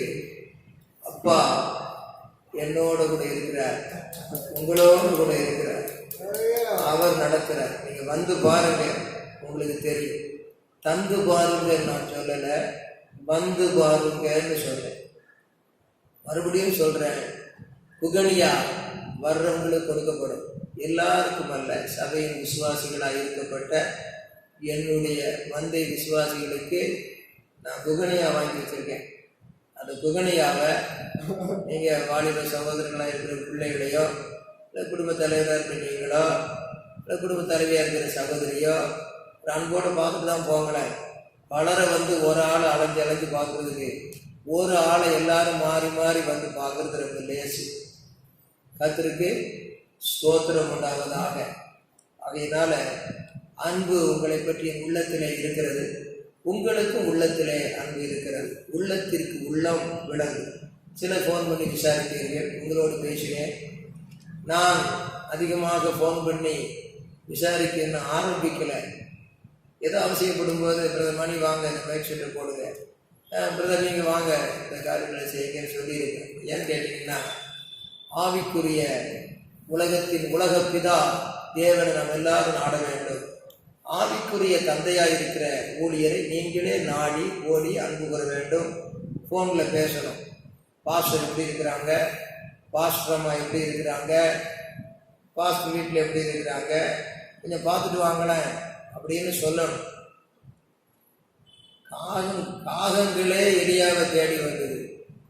நீங்கள் தாகத்தோடு தேடி வரணும்னா வரலாம். நான் யாரையும் வந்தாலும் சந்தோஷப்படுவேன், வராவிட்டாலும் சந்தோஷப்படுவேன். யாரையும் குறை சொல்ல மாட்டேன். சாத்தான் ஒருத்தன் தான் கெட்டவன், எல்லாரும் நல்லவங்க, அப்படித்தான் நான் சொல்லுவேன். ஆகையினால முடிந்தா வந்து பாருங்க. நானும் உங்கள் மீது மிகவும் அன்புள்ளவனாக இருக்கிறேன், என் மனைவி அன்புள்ளவனாக இருக்கிறார்கள். நாங்கள் ஜெபிக்கிறோம். நேற்று வேளையிலே ஏற்கனவே சொன்னது போல கர்த்தருடைய பந்தியை வந்து வருகிறதுக்கு பதிலாக நாங்கள் வந்து தந்து நீங்கள் பெரும்படி நாங்கள் வாஞ்சையாக விருப்பமாக இருக்கிறோம். இந்த 15ஆம் தேதிக்கு மேலே வரலான்னு பார்த்தோம். ஊரடங்கு சட்டம் இன்னும் கொஞ்சம் தொடர்ந்து கொண்டிருக்கிறது. ஏற்ற வேளையில் வருவோம். பிரசங்கம் தானே பண்ணிக்கிட்டு இருக்கிறீங்க, இதையெல்லாம் கூட சேர்த்து சொல்கிறீங்களேன்னா, ஆமாம், தேவனுடைய சமூகத்தில் பிரசங்கம் பண்ணும்போது கொஞ்சம் ஃப்ரீயாக கொஞ்சம் பேசிக்கிட்டு தப்பு ஒன்றும் இல்லை. நம்ம அதிகமாக பேசிக்கொள்றதுக்கு நேரம் இல்லை. ஆகவே நாம் பேசிக்கொண்டோம். ஒரு விஷயத்துக்கு என்ன வருகிறேன் என்றால், காகங்கள் தேடி வந்தது போல பல கிலோமீட்டருக்கு அந்த பக்கம் இருந்து ஒருவர் வந்து இப்படியாக உணவு பண்டங்களையும் தந்து உதவி பணங்களையும் தந்து விட்டு போகிறார் என்றால், அங்கே அது ஒரு ஆச்சரியமான விஷயம் அல்லவா? அது அனுகூலமான சாதாரண காலங்களில் வருவதை விட இப்படிப்பட்ட ஒரு அவசியப்படுகிற காலங்களில் வரும்பொழுது எத்தனை ஒரு மகிழ்ச்சி. நானும் செய்ய நினைத்து கொண்டிருக்கிறேன் சில காரியங்களை, எனக்கு செய்யப்படுகிறது. ஆகவே உங்களுக்கு பிறர் என்ன செய்ய வேண்டும் என்று விரும்புகிறீர்களோ நீங்களும் அதை மற்றவர்களுக்கு செய்யுங்கள். இதுவே நியாயப்பிரமாணமும் தீர்க்க தரிசனமுமாக இருக்கிறது என்று வேதம் சொல்லுகிறது. தேவ சமூகத்தில் இதற்கெல்லாம் ஆதாரம் தேவனுடைய வார்த்தை தான் வாழ்க்கையாக மாறுகிறது. காலையில் அப்பமும் இறைச்சியும், சாயங்காலம் அப்பமும் இறைச்சியும். எலியா ஒரு சுத்து பருத்துட்டாரு, நல்லா சந்தோஷமா கேரி தாற்றங்கரையின் தண்ணீரை குடிச்சுக்கிட்டு இருக்கார். இந்த நேரத்தில் இவ்விதமாக தேவன் உங்களையும் நடத்துவார். பிரசங்க வாக்கியத்துக்கு கவனத்தை திருப்பி நாம் தியானித்து முடிக்க போகிறோம். பிரசங்க வாக்கியம் எல்லாரும் சொல்லுங்க. கர்த்தர் உன்னை நித்தமும் நடத்துவார். The Lord will guide you continually. தொடர்ந்து நடத்துவார். மகா வறட்சியான காலங்களில் உன் ஆத்துமாவை திருப்தியாக்குவார். உன் எலும்புகளை எல்லாம் நினம் உள்ளது ஆக்குவார். உடம்பு கொழுத்து போச்சுன்னா ஹார்ட் அட்டாக் வந்துடும். எலும்பு நல்லா ஸ்ட்ராங் ஆக்குவார்னு போட்டிருக்கு. God will make you. ஆகவே எலும்புகளை நினமுள்ளதாக்குவார். நீ நீர்ப்பாய்ச்சலான தோட்டத்தை போலவும் அன்றாத நீரூற்றை போலவும். எப்படி நல்ல தோட்டத்துக்கு தண்ணி பாய்ச்சா எப்படி இருக்கும்? காய்கறிகளும் மலர்களும் பூத்து குழும். அது மாதிரி நம்ம வாழ்க்கை அவங்க மாற்றுவார் ஐயா. அல்லேலூயா. விசுவாசத்தோட கரங்களை கட்டி கர்த்தரை மகிமைப்படுத்தும். நீ விசுவாசித்தால் தேவனுடைய மகிமையை காண்பார். நான் சொல்லுகிறேன், சரி ஆண்டு வார்த்தையும் நம்ப வேண்டிதான், திரும்ப வேற எதையாவது நம்ப வேண்டிதான் எலியா நினைக்கல. திரும்ப திரும்ப வார்த்தையை தான் கொடுக்குறேன். அல்லையிலே சொல்லுவாங்க. இங்க பாருங்க, 7ஆம் வசனத்தை படிப்போம். தேசத்தில் 1 ராஜாக்கள் 17:7. தேசத்தில் சேர்ந்து படிங்க. தேசத்தில் மழை பெய்யாதபடியினால் சில நாளுக்கு பின்பு அந்த ஆறு வற்றி போயிற்று. ஆண்டவர் பாருங்க, நம்ம எதையாவது சார்ந்து கொள்றதுக்கு விரும்ப மாட்டாரு. அல்லையிலே சொல்லுவோமா? நீ உட்கார்ந்து பொறுமையா கவனிங்க. வீட்டில் கூட கொஞ்சம் நல்லா கவனமா பாருங்க. ஆண்டவர் நாம் எதையும் சார்ந்து கொள்ள விட மாட்டார். எதை சார்ந்துக்கிட்டா தெரியுமா? சரி பரவாயில்ல, காகங்கள் நல்லா அப்பம் இறைச்சியும் கொண்டு வருது. ராஜ அரண்மனையில இருந்தா வந்திருக்கோம். அடுத்தது என்ன செய்யுது? சுட சுட அப்பமும் இறைச்சியும் கொண்டு வருது. தாகத்துக்கு குடிக்க தண்ணி இருக்கு இல்லையா? இப்ப தம்பிக்கு ஒருத்தர் உட்கார்ந்துருக்கிறாரு. ஆபிரகாம்ல அவருக்கு வழியில போகும் பொழுது ஒரு நாள் பிசாசு துரத்தி அவருக்கு விடுதலை உண்டாக்குனார் ஆண்டவரே. அவருக்கு இப்ப வேலையே இல்லை, என்ன செய்து வீட்டில் அவர் யோசிச்சுட்டு இருந்தாரு. இங்க வந்தார் என்கிட்ட. அதுக்கு வேலைக்கு பஞ்சமே இல்லை. எத்தனை நாள் வேலை செய்றீங்க? 20 நாள வேலை செய்யறாரு. ஒரு நாளாவது சம்பளம் கொடுக்காம இருந்திருக்குன்னா ஒவ்வொரு நாளும் சம்பளம் கொடுத்துருக்கிறேன். என்னையும் போஷிக்கிறார், உன்னையும் போஷிக்கிறார். அல்லேலூயா. அதற்கு சோத்திரம். சாப்பாட்டுக்கே வழியை கவனம். என்னடா வேலையை எப்படா செய்யறது? சாப்பாட்டையும் கொடுப்பாரு, உனக்கு வேண்டிய சௌகரியமான வேலைகளையும் செய்ய வைப்பாரு, சம்பளத்தையும் கொடுக்க வைப்பாரு. இவர் தான் மகா வறட்சியான காலங்களில் திருப்தியாக்குகிற தேவன். அல்லேலூயா. உடம்பு வயிறு திருப்தி ஆகுது, உள்ளமே திருப்தி ஆகுது. அதுபோல எத்தனை உதாரணங்களை சொல்ல முடியும். ஆண்டவர் நல்லவர். அல்லேலூயா. ஆண்டவர் வல்லவர். அல்லேலூயா. ஆண்டவர் பெரியவர். அல்லேலூயா. ஆனா கொஞ்ச காலம் அப்படி இருந்த உடனே திடீர்னு பார்த்தாக்கி அங்க வசனம் சொல்லுகிறது. 1 ராஜாக்கள் 17:7. தேசத்தில் மழை பெய்யாதபடியினால் சில நாளுக்கு பின்பு அந்த ஆறு வற்றி போயிடுச்சு. நல்லா கவனிங்க. அகலமா ஓடுன ஆறு, கிட்டத்தட்ட 50 அடி அகலத்துக்கு ஓடுன ஆறு 40 அடி அல்லது ஒரு 30 அடி 20 அடி 10 அடி குறுகி நூல் மாதிரி ஓட ஆரம்பிச்சது. என்ன எப்படி ஓட ஆரம்பிச்சிருச்சு? மணி நூல் மாதிரி ஓட ஆரம்பிச்சிருச்சு. இப்போ அங்க அடுத்தது என்ன சொல்லியிருக்கு? தேசத்தில் மழை பெய்யாதபடியினால் சில நாளுக்கு பின்பு ஆறு வற்றி போயிற்று. காகங்களும் அங்க வந்ததாக இல்லை. ஒருவேளை தொடர்ந்து காகங்களும் வந்துகிட்டே இருக்கா, என் பகவானே, என் காக பகவானேன்னு சொல்லி காக்காவை கூப்பிட்டுருக்கோம். அடுத்தது இந்த கங்கை அம்மன், அந்த அம்மன் இப்ப சில பேர்களெல்லாம் வைக்கிறது போல கேரித்தம்மனே, கங்கை அம்மன் சொன்ன மாதிரி கேரித்தம்மன் பேர் வச்சிருக்கோம். ஆனா எரிய வித்தியாசமான ஆள். கேரியத்துல தண்ணீர் குடிச்சாலும் கேரித்து அம்மன்னு பேர் வைக்கல, கேரித்து அப்பன்னு பேர் வைக்கல. அவர் கேரித்தப்பன் கோயிலும் கட்டல, கேரித்தம்மன் கோயிலும் கட்டல. அல்லையிலே சொல்லுவோமா? படைப்பெல்லாம் படைத்தான் மனுவுக்காக. மனமே சிந்தனை செய், மனமே செய்தான் தீவினை அகன்றுமே.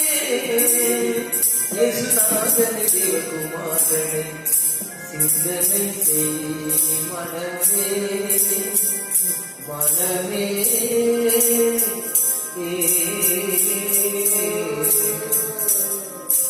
சில பாஸ்டருக்கு கூட இவரே அந்த பாட்டை பாடினார், இவரே இந்த பாட்டை பாடினார் அப்படின்னு அந்த பாஸ்டர் மேல பாட தெரியாது.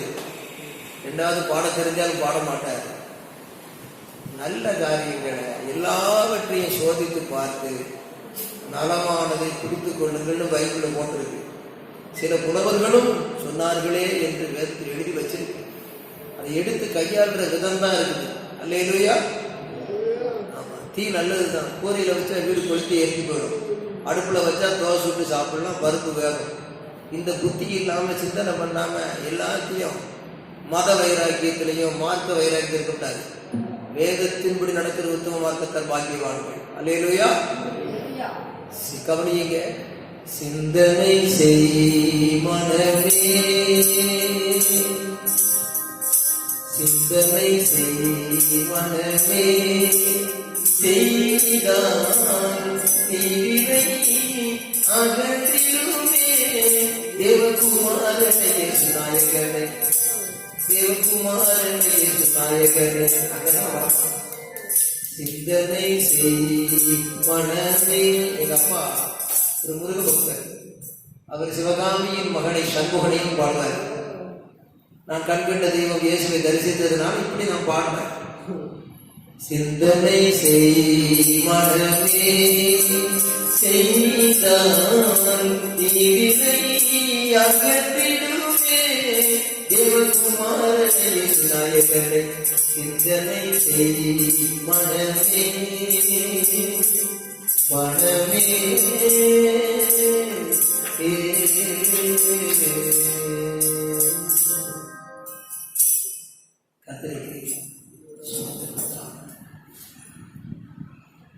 அன்பானவர்களே, சிந்தனை செய்ய.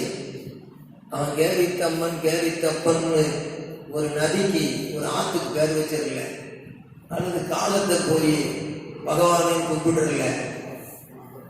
அவன் அப்படி செய்திடக்கூடாது அப்படிங்கிறதுக்காகத்தான் ஆண்டவர் காலத்தை ஸ்டாப் பண்ணிட்டாரு.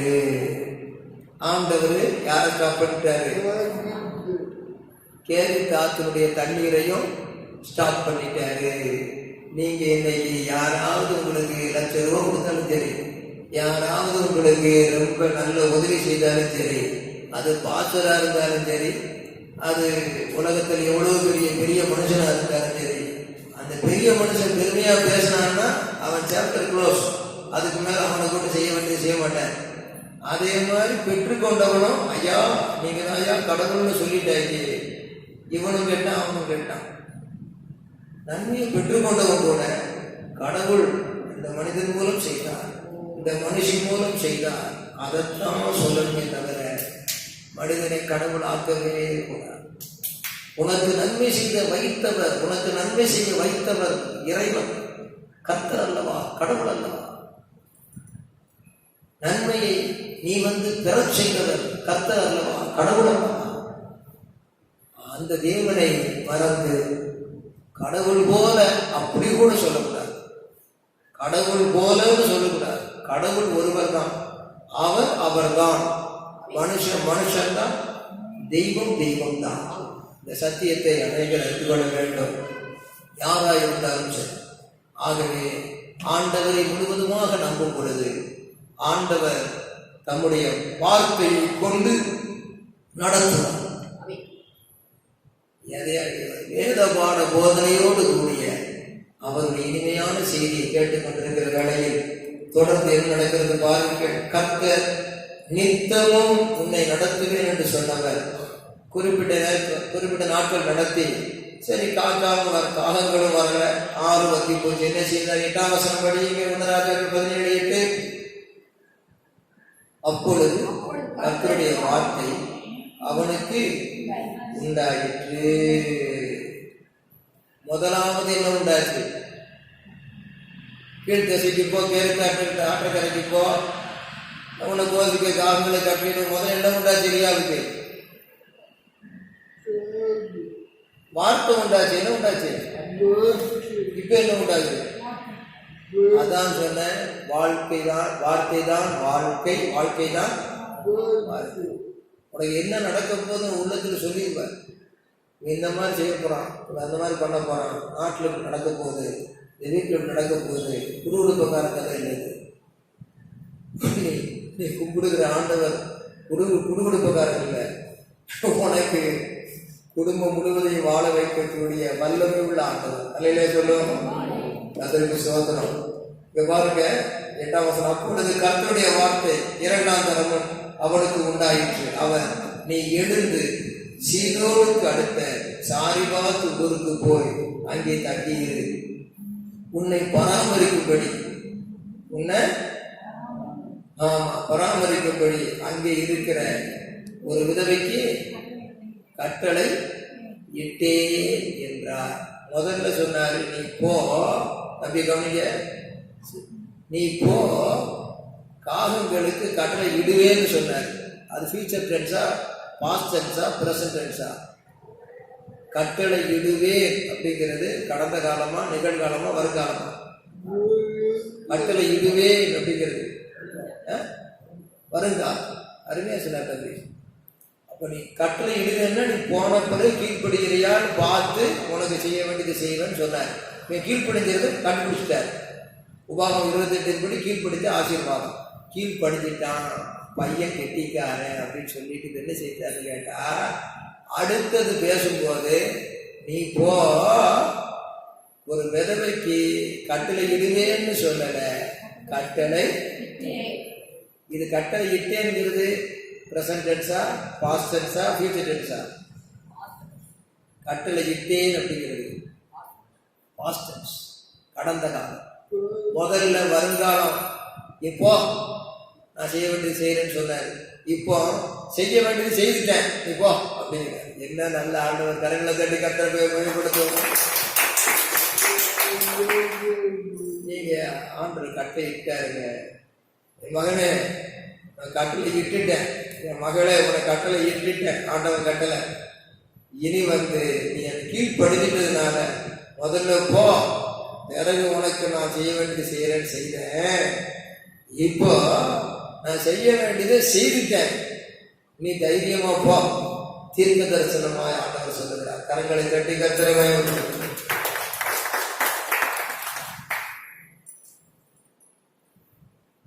அதிசயங்கள் செய்கிறவர் நம் அருகில் இருக்கிறார்.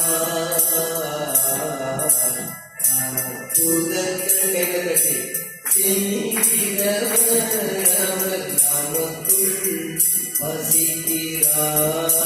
விசுவாசத்தோடு அதிசயங்கள் செய்கிறவர் நம் அருகில் இருக்கிறார். அற்புதங்கள் செய்கிறவர் அவர் நமக்குள் வசிக்கிறார். செங்கடலை இரண்டாக பிரித்திட்டார். அதிசயம் படுமா? செங்கடலை இரண்டாக பிரித்திட்டார். அதிசயம் கல்வாரி சிலுவையில் மரித்ததின் எழுத்திட்டார். அதிசயம் கல்லறையில் மரித்ததின் உயிர்த்திட்டார். அதிசயம் அதிசயம்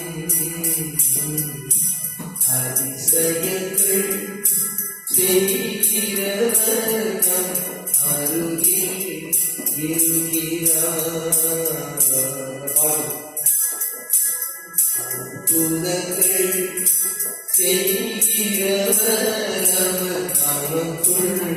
வசிக்கிறார். சாரிபாத்துக்கு போற ஆண்டவன் கட்டளை அங்க விதவை எதுக்க வரா, அவர் 2 விறகு பொறுக்கிறார். வாசித்த பகுதியை திரும்ப நீங்க அறிஞ்சிருக்கிறீங்க. 2 விறகு இவ தூரத்துல பாக்குற, அம்மணி ஐயா கொஞ்சம் ஏமா அந்த பட்டணத்தினுடைய வாசலுக்கு வந்து எங்க சாரிபாத் சரப்தானும் போட்டிருக்கு, சாரிபாத்துன்னு போட்டிருக்கு, சுவிசேஷங்களை மாறி மாறி அங்க வந்து விறகு பொறிக்கிட்டு இருக்கா. அம்மா வாங்க கூப்பிட்டு, நான் குடிக்கிறது கொஞ்சம் தண்ணீர் ஒரு பாத்திரத்தை எனக்கு கொண்டு வா. ஆண்டவர்னு சொன்னாரு, ஒன்று பராமரிக்கிறது கட்டளையிட்டேன்னு சொன்னாரு, இவன் தண்ணியாவது கொடுக்கலாம் பார்க்கலாம் அப்படி. ஆனா அவன் என்ன சொல்ல தெரியுமா, கொண்டு வர அவள் போன சரி சாகிறதே சாக போறோம், நம்ம பிள்ளையும் நாமளும் அடை சுட்டு சாப்பிட்டு 2 விறகு பொறுக்கி அடை சுட்டு சாப்பிட்டு சாக போறோம்.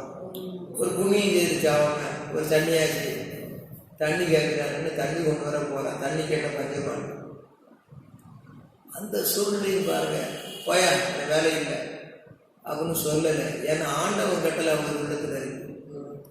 உடனே தண்ணி கொண்டு வர போறான். அம்மணி 2வது வார்த்தை, என்ன வேணும், தண்ணி கொண்டு வர கொஞ்சம், அப்படியே கொஞ்சம் அப்பமும் உன் கையில் என்ன கொண்டு வாங்க. எப்படி பாருங்க ஊழியக்காரனுடைய அணுகுமுறை. தண்ணி கேட்கிறாரு, கொஞ்சம் அப்பமும் கேட்கிறாரு. ஏமா ஆண்டவன் கட்டளை போட்டிருக்காரு, வேண்டியதெல்லாம் செய்ய அப்படின்னு அதிகாரமா சொல்லல.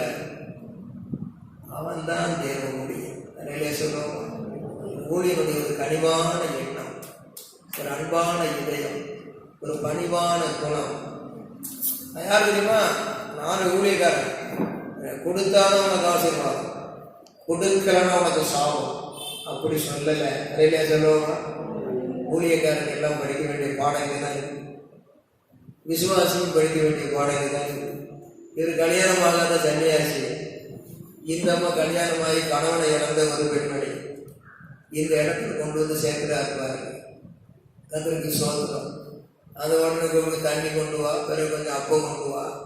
தேவன் நம்மை ஆண்டவருடைய பிள்ளைகளாக வைத்திருந்தாலும், ஆண்டவன் கட்டளையே நமக்கு இருந்தாலும், நம்ம ஆண்டவருடைய ஊழியக்காரர்களாய் விசுவாசிகளாக இருந்தாலும், நம்முடைய சுபாவம் ரொம்ப முக்கியம். உடைய உள்ளத்திலே அன்பு ரொம்ப முக்கியம். தேவனுக்கு கீழ்ப்படிவதோடு ஒருவரோடு ஒருவர் பழகுவதிலே பெருமையும் அகங்காரமும் திமிரான குணங்களும் இருக்கவே கூடாது.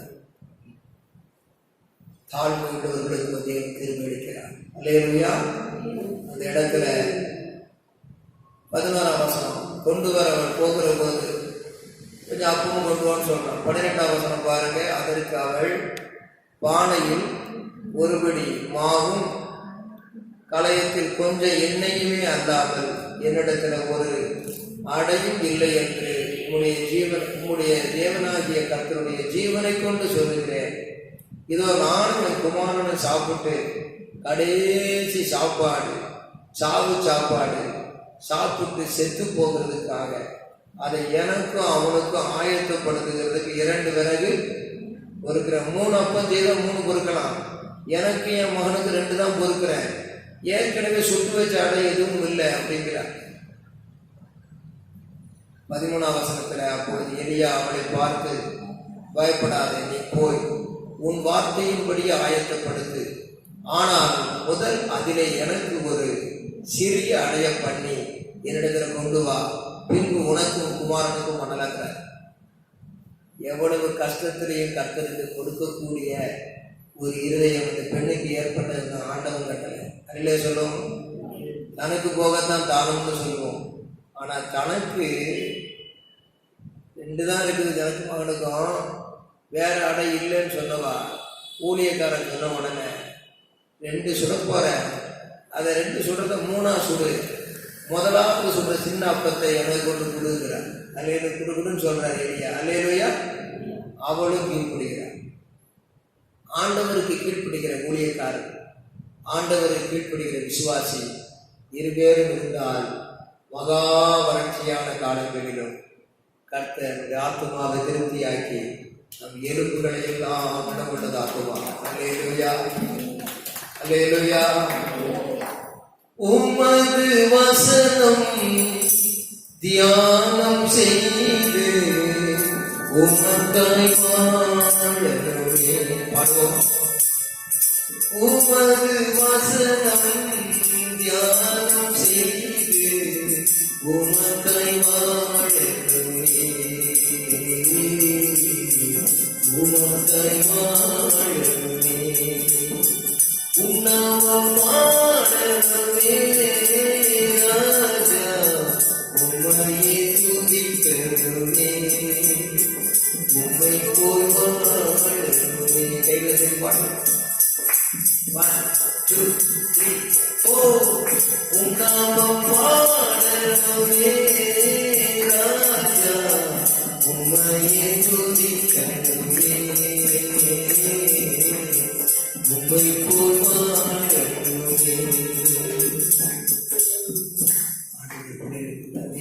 செய்தி ஒரு ஆசீர்வாதத்தை இப்பொழுதே கொண்டு வந்து கொண்டிருக்கிறது. உங்கள் தேவைகளை எல்லாம் கத்தை இப்பொழுதே உங்கள் வீட்டிலே கொண்டு வந்து குவித்துக் கொண்டிருக்கிறது. கொஞ்சம் கொண்டு வந்து கொடுத்தா பாருங்க என்ன நடந்தது பாருங்க. எலியா அவளை பார்த்து பயப்படாத கொண்டு வான்னு சொன்னார். சின்ன அடையை கொண்டு வந்து என்னிடத்தில் கொண்டு வந்து கொடு, பிறகு உனக்கும் குமாரனும் அதனை செய்து சாப்பிடலாம் சொல்லும் போது 14ஆம் வசனத்திலே கர்த்தருடைய வார்த்தை என்ன பாருங்க. கர்த்தர் தேசத்தின் மேல் மழையை கட்டளையிடும் நாள் மட்டும் கட்டளை 3.5 வருஷம் 3 எவ்வளவு நாள் 3 வருஷமும் 6 மாதம் 3 வருஷம் 6 மாதம் வரைக்கும் கர்த்தர் தேசத்தின் மேல் மழையை கட்டளையிடும் நாள் மட்டும் கடைசி நாள் வரைக்கும் பானையில செலவழிந்து போகவும் இல்லை, கலசத்தில் எண்ணெய் குறைந்து போவதும் இல்லை என்று இஸ்ரவேலின் தேவனாகிய கர்த்தர் சொல்லுகிறார் என்றார். ஏசாயா 58:11 யாக்கோபு என்ற தேவ ஜனத்துக்கு தான் வாக்குத்தத்தம் கொடுக்கப்பட்டது. அந்த யாக்கோபுடைய சந்ததியில பல ஆயிரக்கணக்கான ஆண்டுகளுக்கு பிறகு ஏசாயாவை கொண்டு அதே காரியத்தை செய்தாரு. இன்னைக்கு நம்முடைய வாழ்க்கையில அந்த சரித்திரபூர்வமாக தொடர்ந்து சம்பவங்கள் எல்லாம் நடக்கிறதை பாருங்கள். அதற்கு ஸ்தோத்திரம். ஏசாயா ராஜாக்கள் காலத்தில் வாழ்ந்தவர் தான். எலியா சம்பவமும் ஆகாப் ராஜாவுடைய காலத்தில் நடந்த சம்பவம் தான். பாருங்க 15வது வசனம். அவள் போய் எலியாவின் சொற்படி செய்தார். அவளும் எலியா இவனும் அவள் வீட்டாரும் அநேக நாள் சாப்பிட்டார்கள். அல்லேலூயா சொல்லுவோமா?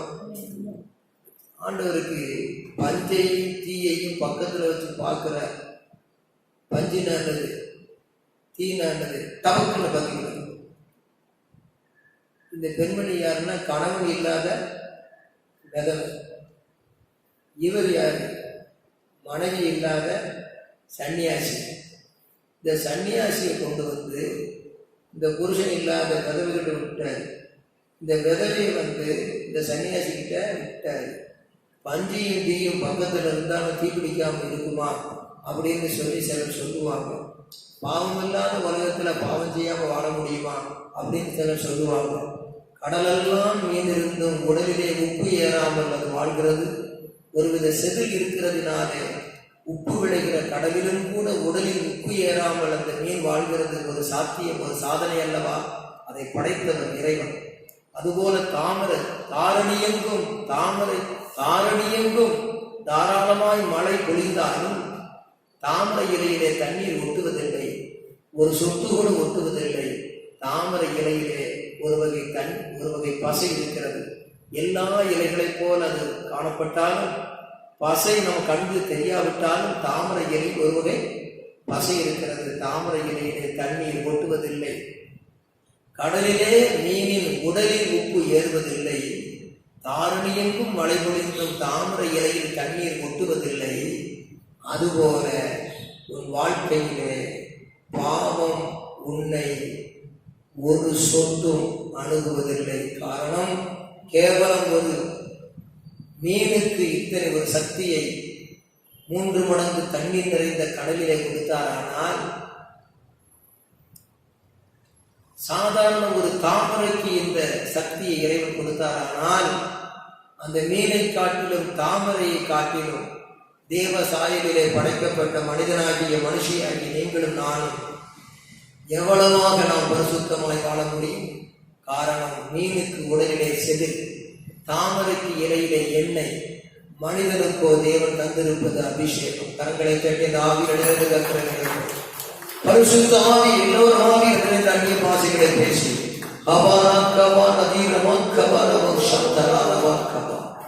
ஆகவே எல்லா மனுஷரும் போல நீங்க இருந்தாலும் தேவனுடைய பிள்ளையே, அதுக்கு தான் அந்த அபிஷேகத்தை கொடுக்கிறேன்.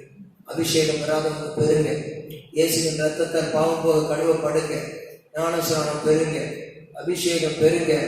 எளியா காலத்துல தேவனற்றவர்களை ஆராதிச்சுக்கிட்டு இருந்தவர் ஆராதிச்சுக்கிட்டு இருக்காதீங்க. நீங்க ஒருவேளை ஜாதி மத பேதம் என்று யாராருங்க நம்புங்க. பூமியின் எல்லையெங்கும் உள்ளவர்களை என்ன நோக்கி பாருங்க, அப்பொழுது நீங்கள் ரட்சிக்கப்பட்டிருக்கிறது என்று ஆண்டவருடைய வேதம் சொல்லுகிறது. இங்கே சன்னியாசியாகிய திருமணமாகாத எலியா வந்திருக்கிறார். திருமணமாகி புருஷனை இழந்த ஒரு விதவை இருக்கிறாள். ஆனால் 2 பேரும் தங்களுடைய ஆவிக்குரிய எல்லையிலே இருக்க வேண்டிய பரிசுத்த ஸ்தானத்திலே இருந்தார்கள். நம்முடைய வாழ்க்கை எப்படி இருக்கிறது? இன்றைக்கு வீட்டிலேயே அடங்கி கிடைக்கிறீங்க. சொந்தக்காரங்க வீட்டு செலவு தங்கியிருக்கீங்களோ, அல்லது உங்க வீட்டில் இருக்கிறீங்களோ, யார் வாராங்களோ போறாங்களோ, எந்த சூழ்நிலையிலேயும் பாவத்துக்கு இடம் கொடுக்கவே கூடாது. நேரம் போகலங்க, பொழுது போகலங்க, கொஞ்சம் அப்படியே சாராயத்தை குடிச்சேன், கொஞ்சம் அப்படியே உபச்சாரம் பண்ணேன், கொஞ்சம் அப்படியே இஷ்டம் போல எதுவும் சொல்லாத, நரகத்துக்கு போயிடுவேன். எலியாவை பார்த்தாயா? இந்த விதவையை பார்த்தாயா? பாவங்கள் அணுகாமல் நம்மை காப்பதும் ஜெபம் அல்லவா? பாவங்கள் அணுகாமல் நம்மை காப்பதும் ஜெபம் அல்லவா? சாபங்கள் தொடராமல் அது காப்பதும் ஜெபம் அல்லவா? சாபங்கள் தொடராமல் பாதுகாப்பதும் ஜெபம் அல்லவா? இயேசுவின் நாமத்தில் ஜெபித்திடுவோம், என்றும் ஜெயம் பெறுவோம். இயேசுவின் நாமத்தில் ஜெபித்திடுவோம், என்றும் ஜெயம் பெறுவோம். ஜெபம் ஜெயம், ஜெபம் ஜெயம், ஜெபம் ஜெயமே. ஜெபித்திட ஜெபித்திட ஜெயம் வருமே. ஜெபம் ஜெயம், ஜெபம் ஜெயம், ஜெபம் ஜெயமே. ஜெபித்திட ஜெபித்திட ஜெயம் வருமே. இல்லையா? ஆளுள்ள மனுஷனா இருந்தோம், கருத்தா ஜெபம் பண்ணாங்க. அதனால நான் பாவங்கள் அணுகிறேன். ஆகவே சங்கீதக்காரன் கூட ஜெபம்தான் நம்மை பாவத்துக்கு விலக்கி காக்க முடியும் என்பதற்கு சங்கீதம் 19 இப்படியாக சொல்லுகிறார். சங்கீதம் 19, 12, 13 வசனங்களை படிக்கும் பொழுது, தன் பிழைகளை உணர்கிறவன் யார்? மறைவான குற்றங்களுக்கு நீங்கலாம். சங்கீதம் 19, 12 படித்தோம், 13 படிப்போம். துணிகரமான பாவங்களுக்கு உமது அடியேனை விலக்கி காணும், அவைகள் என்னை ஆண்டு கொள்ள ஒட்டாது. அப்பொழுது நான் உத்தமனாகி பெரும் பாதகத்துக்கு நீங்களாயிருப்பேன். 14, என் கண்மலையில் என் விற்பரமாகிய கர்த்தாவே, என் வாயின் வார்த்தைகளும் என் இருதயத்தின் தியானமும் உமது சமூகத்தில் பிரீதியாயிருப்பதாக. இது ஒரு ஜெபம். துணிகரமான பாவங்களுக்கு உமது அடியேனை விலக்கி காரும், அவைகள் என்னை ஆண்டு கொள்ள ஒட்டாதரும். அப்பொழுது நான் உத்தமனாகி பெரும்பாதத்துக்கு நீங்களாக இருப்பேன் என்று சொல்கிறார். இது ஜெபம். அப்போ ஜெபம்தான் ஒரு மனிதனை பாதுகாக்க முடியும். எலியா ஜெபிக்கிற ஒரு மனிதன். ஆகவே அவன் காட்டிலே இருந்தான். இப்பொழுது விதவையின் வீட்டிலே வந்தான். இன்னும் போக வேண்டிய ஒரு இடம் இருக்கு. ஆகாபுடைய நாட்டிலே அவன் மழையை பொழியும்படி அதிசயங்களை நிகழ்த்த வேண்டும். ஆனால் அவன் காட்டிலே இருந்தாலும் விதவையின் வீட்டிலே இருந்தாலும் ஆகங்கள் போஷிக்கும் பொழுது காட்டிலே, இங்கே ஆகாரம் கிடைக்கிற நேரத்தில் விதவையின் வீட்டிலே, அதற்கு பிறகு மழை பொழிந்து தேசம் செழிக்கும் பொழுது ஆகாபின் நாட்டிலே. ஆகவே காட்டில் இருந்தாலும் வீட்டில் இருந்தாலும் நாட்டில் இருந்தாலும் அவன் தேவனுக்கு முன்பாக நிற்கிறவனாய் இருந்தான். பாவம் செய்யவே இல்லை. இல்லையா சொல்லுவோம். ஆகவே அருமையான தேவனுடைய மகனே மகளே, இந்த செய்தியை கேட்கும் பொழுது அங்கே எலியா சொன்ன வார்த்தை தான், எலியாவுக்கு சொன்ன வார்த்தை தேவன் கொடுத்த வார்த்தை. நான் இங்கே வற்புறுத்த விரும்புகிற காரியம் 1 ராஜாக்களின் புஸ்தகத்தில் 17ஆம் அதிகாரத்தில் 1ஆம் வசனத்தில் ராஜாவிடத்தில் பேசும் பொழுது என் வாக்கின்படியே என்று தைரியமா எலியா சொன்ன காரணம், தேவன் எலியாவோடு பேசினதை தேவ வாக்கு என்று மாத்திரம் அவன் சொல்லாமல், நான் சொல்றேன் கேளையா, நான் சொல்றேன் கேளுங்க ராஜாவின் செய் என்று சொல்லி தேவ வாக்கை தன் வாக்காக சுதந்திரித்தான். இந்த வருஷத்தில் பெறுகிற வாக்கை நம்ம சுதந்திரிக்கிறோம். என்னாலே செய்யக்கூடாத அதிசயமான காரியம் ஒன்று உண்டோ? அது ஆங்கிலத்துல is there anything too hard for me? என்னாலே செய்யக்கூடாத கடினமான காரியம் ஒன்று உண்டோ? கடினமான காரியம் ஆண்டுக்கு எதுவுமே கிடையாது சிஸ்டர். கடினமான காரியம் எதுவுமே ஆண்டுக்கு கிடையாது. வீட்டில் இருந்து கேட்டுக்கொண்டிருக்கிற மகனே மகளே கத்திரை பிள்ளையே, இது ஒரு காரியம் ரொம்ப கடினமா தோணுது ஐயா, நினைக்காது. இந்த வருஷ வாக்கு தத்துவமே 2020 என்னது? என்னாலே செய்யக்கூடாத அதிசயமான காரியம் ஒன்று. இன்னொரு வசனத்தை இணைத்து போட்டிருக்க வாக்கு தட்டிய பாருங்க. சிறைச்சாலை முற்றத்தில் இன்னும் தேவன் நோக்கி கூப்பிடு, இன்னும் என்னை நோக்கி கூப்பிடு, அப்பொழுது நான் உனக்கு மறு உத்தரவு கொடுத்து நீ அறியாததும் உனக்கு எட்டாததுமான பெரிய காரியங்களை காண்பிப்பேன். ஆங்கிலத்தில் அறிவிப்பேன், ஆங்கிலத்தில் ஷோ போட்டிருக்கேன். காண்பிப்பேன். You will see great thing. You will see great thing. கர்த்தர் பெரிய காரியங்களை காண்பிப்பேன் சொன்னார். எரேமியா என்ற ஊழியரை கொண்டு சொன்னார். இங்கே எலியா என்ற ஊழியரை கொண்டு சொன்னார். இப்பொழுது ஜான் பாஸ்டர் மூலமாக பேசுகிறார். இன்னும் அநேக ஊழியர்கள் மூலம் ஒவ்வொருத்தர் பேசிக் கொண்டிருக்கிறார். ஆகவே ஒரு பானையில் இருக்கிற ஒரு சுவையான பொருளை அகப்பையில் எடுத்துக் கொடுப்பதினாலே அந்த அகப்பையில் இருந்து ஒரு வாயில் எடுத்து சுவைக்கும் பொழுது எவ்வளவு அது நிச்சயமான ருசிகரமாக இருக்கிறது. அதுபோல வேதத்திலிருந்து எடுத்துக் கொடுக்கிற தேவ வார்த்தைகள் உன் வாழ்க்கைக்கு இனிமையாக மாறும். உங்கள் துக்கம் சந்தோஷமாக மாறும். கரங்களை தட்டி கத்திர மயப்படுத்த எல்லோரும் விசுவாசம். இங்கே மேலும் கூட அந்த முடிக்கிற நேரத்தில் கவனியுங்கள். 1 ராஜாக்கள் 17 14ஆம் வசனத்திலே 15ஆம் வசனத்திலே அவள் சேர்ந்தபடி அவள் போய் எலியாவின் சொற்படி ஊழியக்காரன் சொல்ல கேட்கணும். ஏன்னா ஊழியக்காரன் சொல்லு மனுஷ வார்த்தை இல்லை, தேவ வார்த்தை. சிறைப்பட்டு போனவன் தீவிரமாய் விடுதலையாவான், அவன் கிடங்கிலே சாவதில்லை என்று போன வாரம் ஒரு சகோதரனுக்கு தீர்க்க தரிசனம் கொடுத்திருக்க. அவன் விடுதலை ஆவான்னு சொல்லிட்டாரு, நீ கிடங்குல சாக மாட்டேன்ட்டாரு. அது விசுவாசிக்கணும். அலையில சொல்லுவோம் அல்லேலூயா. ஆகையினால எலியாவின் சொற்படி செய்தான். அவளும் இவனும் அவள் வீட்டாரும் அநேக நாள் சாப்பிட்டார். 16 படிக்க கர்த்தர் எலியாவை கொண்டு சொன்ன வார்த்தையின் படியே பார்த்தீங்களா, இதுதான் பாயிண்ட்.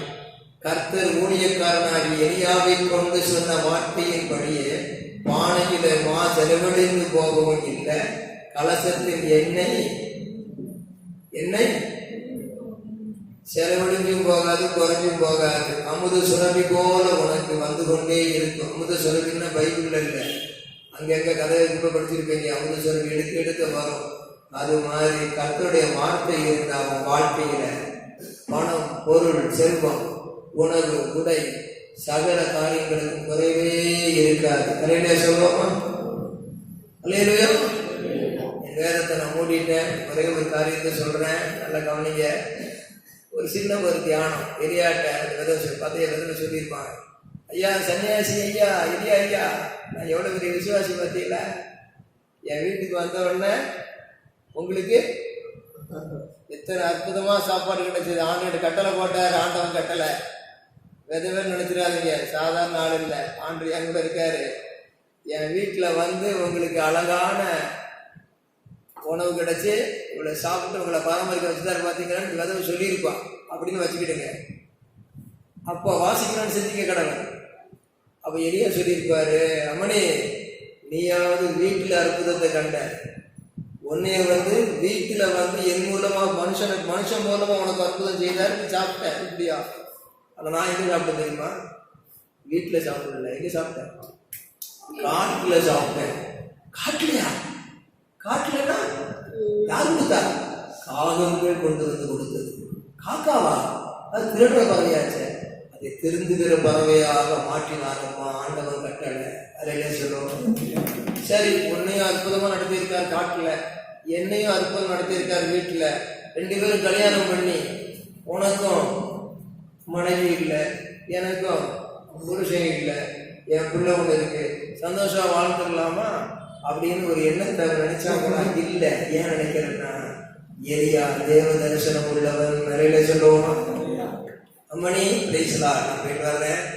காட்டுல என்னைய வார்த்தை கொடுத்த ஆண்டவர், உன் வீட்டுல வரும்படி வார்த்தை கொடுத்த ஆண்டவர் அடுத்த வார்த்தையை கொடுக்கிறார். நாட்டுல ஆகாவே கர்மேல் பர்வதத்தில் நான் நின்று கொண்டிருக்கிறேன், சீக்கிரம் மேகத்திலோ பெருமழையின் இரைச்சல் கேட்கிறது, சீக்கிரமா ஓடுனாரு. ரதத்துக்கு முன்னே எலியா ஓடுனான். ரதத்துல குதிரை ஓடுது, குதிரைக்கு முன்ன ஏன் குதிரைக்கு முன்ன எப்படி ஓடினாரு? காலையிலையும் அப்பவும் இறைச்சியும் கொடுத்துருக்காரு, சாயங்காலமும் அப்பவும் இறைச்சியும் கொடுத்துருக்கு. ஓட மாட்டாரா? உன்னை நல்லா ரொம்ப நாள் வாழ வைக்கணும், ரொம்ப நாள் ஆயுஷோடு இருக்கணும், பெரிய காரியங்கள்லாம் செய்யணும்னா உன்னை வந்து நல்லா சாப்பாடு கொடுப்பார், நல்ல ட்ரெஸ் கொடுப்பார், உனக்கு வேண்டியதெல்லாம் கொடுப்பார். எல்லாம் தாரார நல்ல ஆண்டவன் சொல்றதுக்கு இல்லை, பின்னால இருக்கு உனக்கு வேலை. அல்லேலூயா. நீ குதிரையோட ஓடணும். ராஜா பாக்குறாரு, என்னடா அது குதிரை ஓட்டத்துல ஓடுறான், குதிரைக்கு முன்னால ஓடுறாங்க. அவன் முழங்காடி தலை முழங்காலில் பட குனிந்தான்னா, நீங்க வீட்டுல குனிஞ்சு பாருங்க, உட்காந்துருக்க வீட்டுல குனிஞ்சு பாருங்க. நீங்க எல்லாரும் முகம் முழங்காலில் படாது. தியானிச்சு பார்க்கும்போது தொந்தி இருந்தா தலை முழங்காலில் படாது.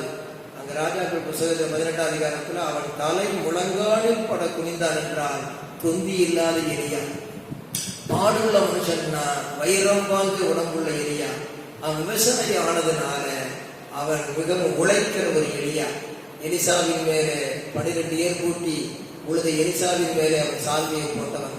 இப்படிப்பட்ட எலியா வல்லமையான ஒரு ஊழியனாக இருந்து தேவனுடைய அதிசயங்களை கண்டு தேசத்திலே அதிசயத்தை நிகழ்த்தினான்.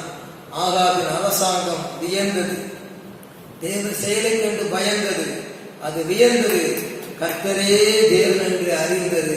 எலியாவின் தேவனே மெய்யான தேவன், வாகார்கள் அல்ல என்று வாருலகமே கர்த்தருடைய மகிமையை கண்டது. அல்லேலூயா சொல்லுவோமா?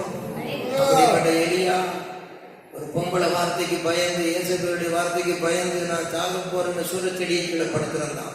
இளந்தர் எலியாவே, நீ சாகக்கூடாது, நீ உன் ஸ்தானத்தில் எலிசாவை அபிஷேகம் பண்ணு, அடுத்தது அமசையில் அபிஷேகம் பண்ணு, அடுத்தது நீ சாக வேண்டியவன் அல்ல, உலகத்திலே மரித்து போக வேண்டியவன் அல்ல, நீ பறந்து போக வேண்டியவன் என்று சொல்லி வானத்தின் மேக ரதத்திலே ஆண்டவர் இறங்கி வந்தார். எலியாவும் எலிசாவும் நடந்து போகையிலே அவர்களை ஒரு அக்னிமயமான ரதம் வந்து தெரிந்தது. அவன் மேக ரதத்தின் மேலே ஏறி வானத்திற்கு பறந்து சென்றான். கற்பனை தேரில் பறந்து சென்றாள் என்று பாடுகிற உலக பாடல் போல உள்ள கற்பனை தேரிலே பறந்து போகவில்லை, கர்த்தருடைய தேரிலே பறந்து சென்றான். அல்லேலூயா. ஆகவே இப்படிப்பட்ட ஒரு ஆண்டவர் நம்மையும் சீக்கிரத்திலே, ஒரு நிமிஷத்திலே, ஒரு இமைப்பொழுதிலே, எக்காலம் தொனிக்கும் போது இந்த மாய உலகத்தை விட்டு மகிமையான உலகத்திற்கு எடுத்துக்கொள்ள போகிறார். விரைந்து வந்து நாம் அவரோடு பறந்து சென்று என்றும் அவரோடு இணைந்து வாழ போகிறோம். அல்லேலூயா. நாம் ஒரு சரணத்தை பாடி முடிக்கலாம். மாய உலகம் இது என்று பாடலை பாடுகிறோம். இசையா இசையா இசையா இசையா. இந்த செய்திகளுக்காக உங்களை பலப்படுத்துவார். என்னை பலப்படுத்தும் தேவா, என்னை பலப்படுத்தும். தேவியானவர்கள் இரண்டாவது வாழியில் உள்ள பாடம். என்னை பலப்படுத்தும் தேவா, என்னை பலப்படுத்தும். எங்கு நான் செல்வேனையாவும் பாதம் என் தஞ்சமையா. எங்கு நான் செல்வேனையாவும் பாதம் என் தஞ்சமையா. இசையா இசையா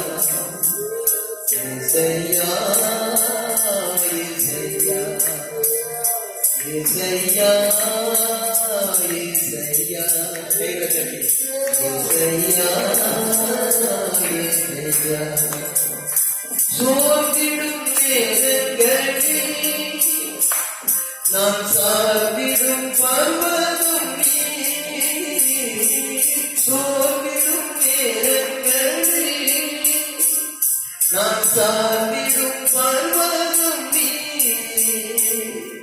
நேர்ந்திடும் துன்பம் துயரங்களில் நெஞ்சத்தின் ஆறுதல் நீ. நேர்ந்திடும் துன்பம் துயரங்களில் நெஞ்சத்தின் ஆறுதல் நீ. பகவதி பார்ப்போம். இசையா இசையா சொல்லுவோம். இசையா இசையா இசையா இசையா இசையா இசையா. மாய உலகம் இது உந்தன் மகிமையை காண்பதினால். மாய உலகம் இது உந்தன் மகிமையை காண்பதினால். மண் வாழ்வை மறந்திடுவேன், மனவாணி வரும்போது பறந்திடுவேன். மண் வாழ்வை மறந்திடுவேன், மனவாணி வரும்போது பறந்திடுவேன். மண் வாழ்வை மறந்திடுவேன், வரும்போது பறந்திடுவேன். இசையா இசையா இசையா இசையா இசையா.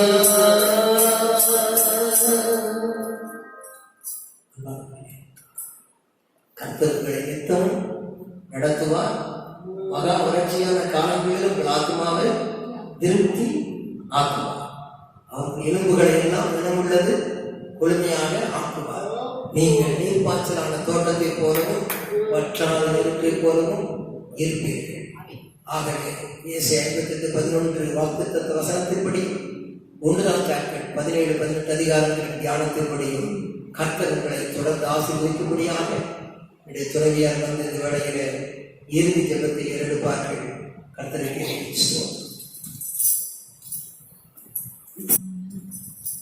அன்பின் பரலோக பிதாவே, நான் துதிக்கப்பட்ட அந்த நாளுக்காய் நன்றியோடு நாங்கள் உண்மை துதிக்கிறோம், ஸ்தோத்திரிக்கிறோம்.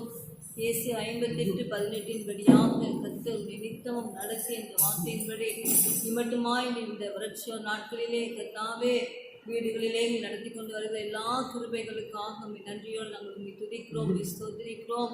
நீ வரக்கூடிய எல்லா நாட்களிலும் கர்த்தாவே நீ உண்மையாகவே எலியாவின் தேவன் எலியாவை நடத்தினது போல ஒவ்வொரு குடும்பங்களையும் நடத்த போற கிருபைகளுக்காக ஸ்தோத்திரப்பா. ஆவியானவரே உங்களுக்கு நன்றி நன்றி நன்றி. சந்தரபாதி நமக்கு நாங்கள் ஒவ்வொரு நாளும் உங்களாய் நிற்கும்படியாக எலியாவின் தேவனே ஒவ்வொன்றாய் நிற்கும்படியாக ஒவ்வொரு நாளும் கடைசி நாட்களிலே ஒவ்வொரு விசுவாசிகளாலும் நானும் ஒவ்வொரு தேவனுக்கும்பாய் பல மணி நேரங்களை செலவு செய்ததான கிருபையை கர்த்தர் கொடுப்பீராக. எலியாவுக்கு கொடுத்த நித்திய வரத்தை விசுவாசிகளாக எல்லாத்துக்கும் கட்டளையிடுவீராக. எலியாவின் கீழ்ப்படிதலை ஜனங்களுக்கு கொடுப்பீராக. காகம் கீழ்ப்படிதல் அண்டவர் நதி கீழ்ப்படித்தது, விதவை கீழ்ப்படித்தது போல அண்டவரே விசுவாசிக்காக நாங்கள் இப்படி சட்டங்களுக்கும் விதிட்டங்களுக்கும் சித்தம் செய்யும்படியாய் கீழ்ப்படுதல் ஆகிய கடைசி நாட்களை கொடுப்பீராக.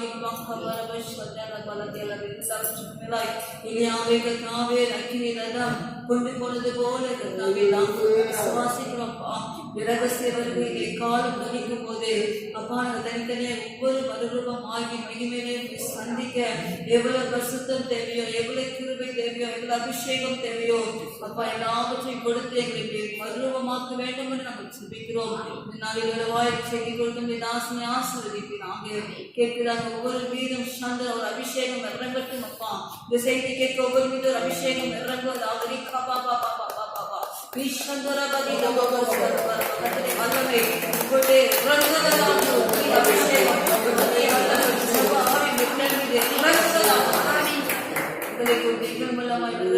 பெரிய காரியங்கள் செய்கிறார். தேசத்தை பெரிய காரியங்களை மாற்றங்களை கொடுப்பீராக. கொரோனா வைரஸ் மூலமாய் பாதிக்கப்பட்ட பிள்ளைகளுக்கு அற்புதம் செய்கிறாக. இனி இந்த தொற்று யாரையும் பாதிக்காதபடிக்கு கத்திரை வல்லமை அவரை மூடிக்கொள்ளே எங்கள் தேசத்திலே சீக்கிரமா எல்லா விடுதலை கொடுத்து ஆராதிக்க உதவி செய்யும். எங்கள் தேச தலைவர்கள், பிரதமரை, முதலமைச்சர் எல்லாம் ஆசீர்வதியும். எல்லா மக்களையும் ஆசீர்வதியும். இயேசுவின் நாமத்தை ஜெபிக்கிறோம் நல்ல பிதாவே. நாம் எல்லாரும் சேர்ந்து கர்த்தரை ஸ்தோத்திரிப்போமாக.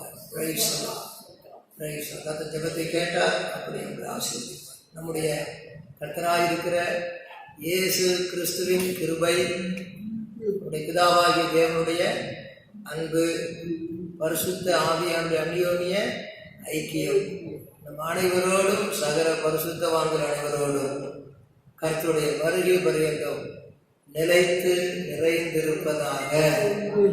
எல்லாரும் சொல்லுவோமா? ஆமென். என் ஆத்துமாவே கர்த்தரை ஸ்தோத்திரி, என் உள்ளமே உடைய பரிசுத்த நாமத்தை ஸ்தோத்திரி. என் ஆத்துமாவே கர்த்தரை ஸ்தோத்திரி.